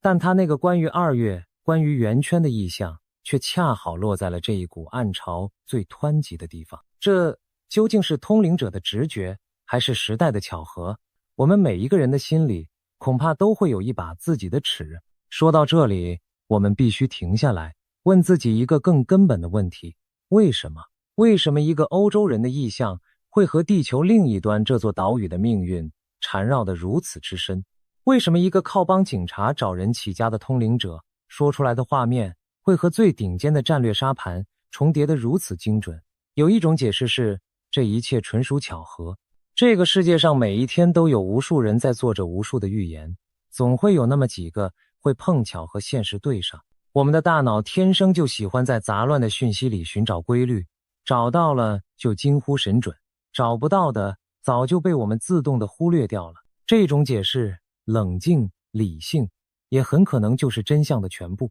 可是还有另外一种解释，一种让我们在深夜里不太敢去细想的解释，那就是也许在我们看不见的地方，这个世界的走向早已被写下了某一种剧本，而某些特殊的人，某些像捷可夫斯基这样的人，只是恰好拥有了一双能够提前偷看几页剧本的眼睛。如果真的是这样，那我们此刻所经历的一切紧张与不安，那座岛屿上空盘旋的阴影，就不是偶然，而是某种早已注定的必然。哪一种解释更让你心安，哪一种又更让你害怕？这恐怕永远没有一个标准答案。而正是这种说不清道不明的悬而未决，才让这一类预言拥有了如此摄人心魄的力量。让我们再回到捷可夫斯基本人身上，很多人都好奇他到底是怎么看见这些画面的。根据他自己的描述，那并不是一部清晰流畅的电影，更多的时候是一些破碎的画面，一些强烈的情绪，一些他自己也未必完全能理解的符号，像潮水一样涌进他的脑海。他看见一个圆圈，却未必知道那个圆圈叫做封锁。他感觉到2月的寒冷与肃杀，却未必能说清那背后具体的军事部署。他就像一台老旧的收音机，接收到了来自远方的讯号，却要用自己有限的词汇，努力地把那些杂讯翻译成人们能听懂的话。这也正是所有预言最吊诡的地方。他们往往在事情发生之前，模糊的让人无法采取任何行动，却又在事情发生之后，清晰的让人毛骨悚然。我们永远是在回过头去看的时候，才惊觉原来一切早有预兆。也正因为如此，我们才更不该把预言当成一份精确的行动指南，它更像是一种氛围的预报，一种情绪的警讯。它告诉你，远方有一场风暴正在酝酿，却没有办法告诉你那场风暴会在哪一分哪一秒落在哪一条街的哪一个屋檐。如果我们把一个模糊的意象硬生生解读成一份精确到某年某月某日的时刻表，然后据此去做出人生的重大决定，那我们就把预言的性质彻底搞错了。捷可夫斯基能看见那个圆圈已经足够让人震撼，但那个圆圈究竟会不会真的闭合，什么时候闭合，这其中还有太多连他自己都无法把握的变数。那么面对这样一个预言，我们这些活在当下，活在这片土地上的普通人到底该怎么办？是该立刻收拾行囊赶紧逃离，还是该闭上眼睛假装什么都没有听见？我想这2种都不是最好的答案，恐慌无济于事。因为如果真的有那样一个圆圈在慢慢收紧，慌乱只会让我们更早地失去判断，而完全的漠视也同样危险，因为它会让我们在真正的变化来临时措手不及。真正成熟的态度也许是既不轻信也不轻忽。我们把预言当成一面镜子，一个提醒我们去关注那些真实存在的风险，去思考万一那一天真的到来，我们手里究竟还握着哪些选择。我们的家人，我们的积蓄，我们的退路，是不是都已经做过了最坏的打算？这不是迷信，这是一种清醒，一种对自己也对家人负责的清醒。说到底，我们为什么会对这样一个遥远的波兰男人如此地在意？为什么一则关于圆圈的意象能让这么多人辗转难眠？我想那是因为在每一个人的内心深处都藏着一份对未知的深深恐惧。我们害怕失去，害怕变故，害怕那些我们拼尽全力守护的一切会在某一个猝不及防的清晨轰然崩塌。而预言恰好给了我们一种虚幻的掌控感，仿佛只要提前知道了那个日期，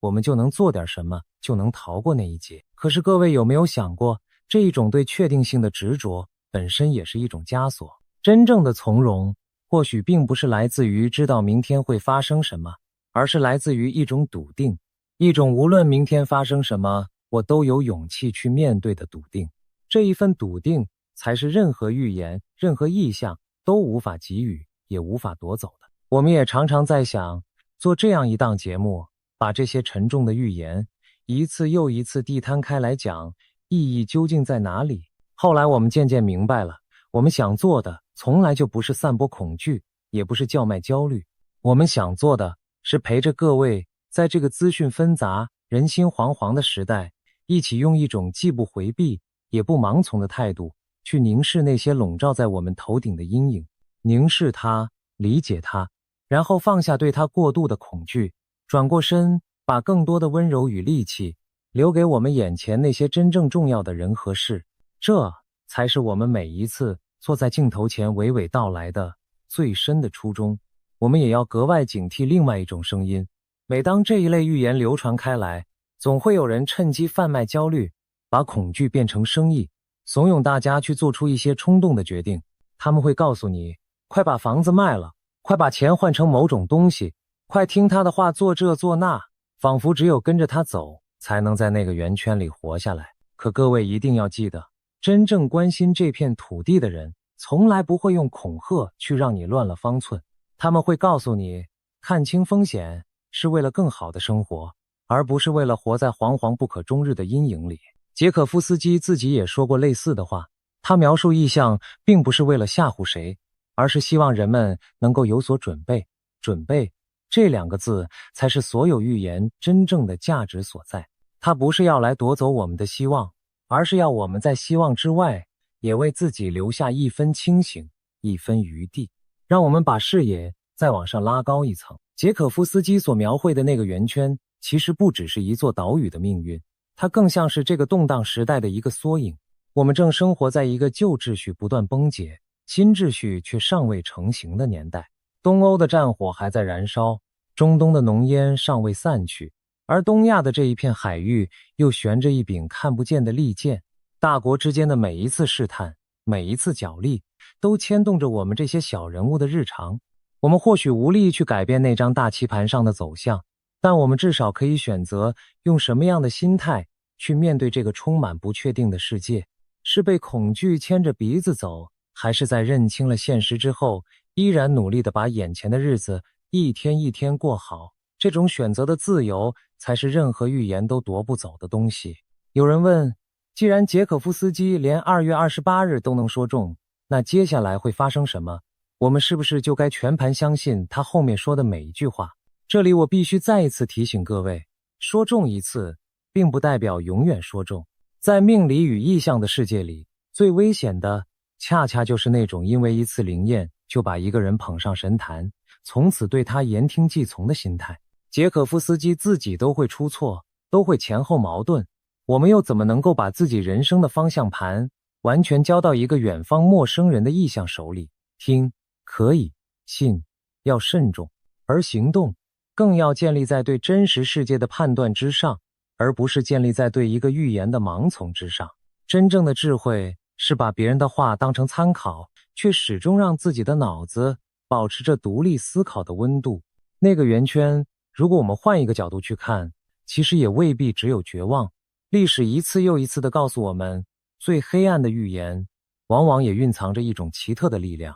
那就是警醒。多少次正是因为人们提前预见了危险，才拼尽全力去避免它，最后让那个可怕的预言变成了一张没有兑现的空头支票。你有没有想过，一个成真的末日预言和一个落空的末日预言，哪一个才是我们真正应该期待的？答案再明显不过。如果捷可夫斯基的意象能让更多的人开始认真思考和平的可贵，开始珍惜此刻还能安稳度过的每一天，开始为最坏的情况默默做好准备，那么即使这个预言最终落空了，他也算是完成了他最善良的使命。一个没有应验的末日预言，永远是这个世界最美好的结局。我们宁愿他这一次错得彻彻底底。我们还必须明白一件事，那个圆圈一旦真的收紧，痛的绝不只是这一座岛，这一片小小的海域牵动的是整个世界的神经。这座岛上生产的那些小小的晶片，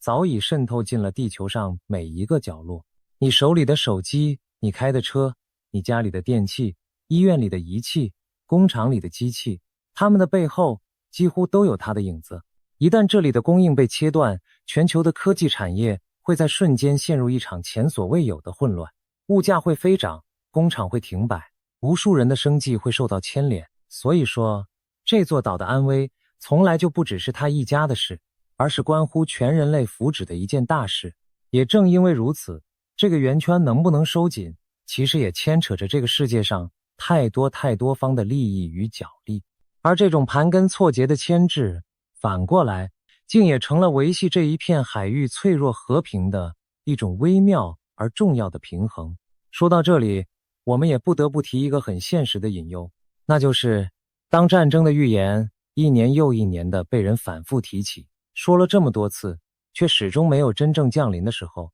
人们心里那一根紧绷的弦反而会慢慢的松懈下来。这就是那个古老的狼来了的故事，喊得多了，听的人便不再当真。可最危险的恰恰就是这一种麻木，因为真正的危机往往就是在所有人都以为它不会来的时候，悄无声息的降临。所以捷可夫斯基这一类的预言，它真正的意义或许并不在于那个具体的日期到底准不准，而在于它像一记警钟，时不时的敲响，提醒那些已经习惯了太平日子的我们，千万不要在温柔的安逸里彻底放松了应有的警惕。其实我们每一个人从出生的那一刻起，就注定要活在无尽的不确定之中。我们不知道明天会发生什么，不知道意外和明天究竟哪一个会先来。从这个角度看，捷可夫斯基口中那个关于岛屿的圆圈和我们每一个人生命里那些无法预知的风险，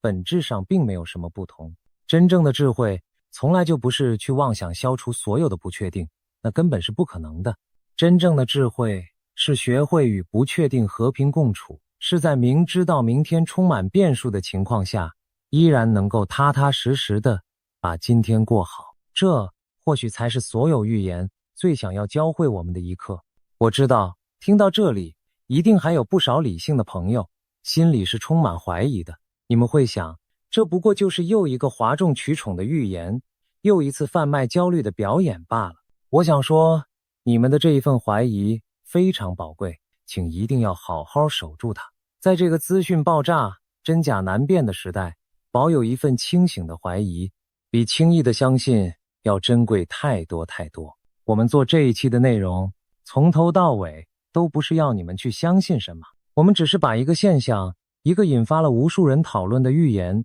摊开在你们的面前，连同它背后那些真实存在的地缘局势一起呈现出来。信还是不信，判断的权利永远都牢牢地握在你们自己的手里，这才是我们最想要守护的东西。最后，我还想说一点题外话，这座被预言反复提及的岛屿，其实有着一种非常了不起的韧性。生活在这里的人们，经历过无数的风雨，走过无数的坎坷，却始终保有一种乐观而坚韧的生命力。回望历史，多少一度被认为在劫难逃的危机，最后都因为人们的智慧、勇气和那么一点点的运气，最终化险为夷。预言描绘的是一种可能，却绝不是唯一的结局。只要生活在这一片土地上的人们依然愿意珍惜彼此，依然愿意为和平多尽一分心力，那么那个令人不安的圆圈就永远都有被打破的希望。命运这种东西从来都不是完全写死的，留一分余地给希望，其实也就是留一分余地给我们自己。我们回到最开始的那个画面，2025年的某一天，一个波兰男人在镜头前闭上了眼睛，说出2月28日，说出那个越收越紧的圆圈。1年之后，当这个日子真的到来，当那座岛屿上空的阴影真的变得越来越浓，我们坐在这里回望这一切，心中五味杂陈。我们无法断言他是不是真的看见了未来，我们也无法保证他接下来说的每一句都会成真。但有一件事情是确定的，那就是这个圆圈提醒了我们，我们所珍视的一切，我们习以为常的安稳，我们每天抱怨却又离不开的平凡生活，其实远比我们想象的更加脆弱，也更加珍贵。也许捷可夫斯基真正想告诉我们的，从来就不是那一场冲突具体会在哪一天爆发，他想告诉我们的是，趁着那个圆圈还没有完全闭合，趁着我们还拥有选择的自由，好好的去爱我们身边的人，好好的去过我们眼前的每一天。因为在这个谁也无法预知明天的世界里，能够平平安安的和家人吃上一顿热饭，能够在夜里安安稳稳的睡去，本身就是一种需要我们用心去守护的莫大的幸运。我们常常以为这些平凡的幸福理所当然，可预言就像一记警钟，敲醒我们，原来这一切从来都不是天经地义。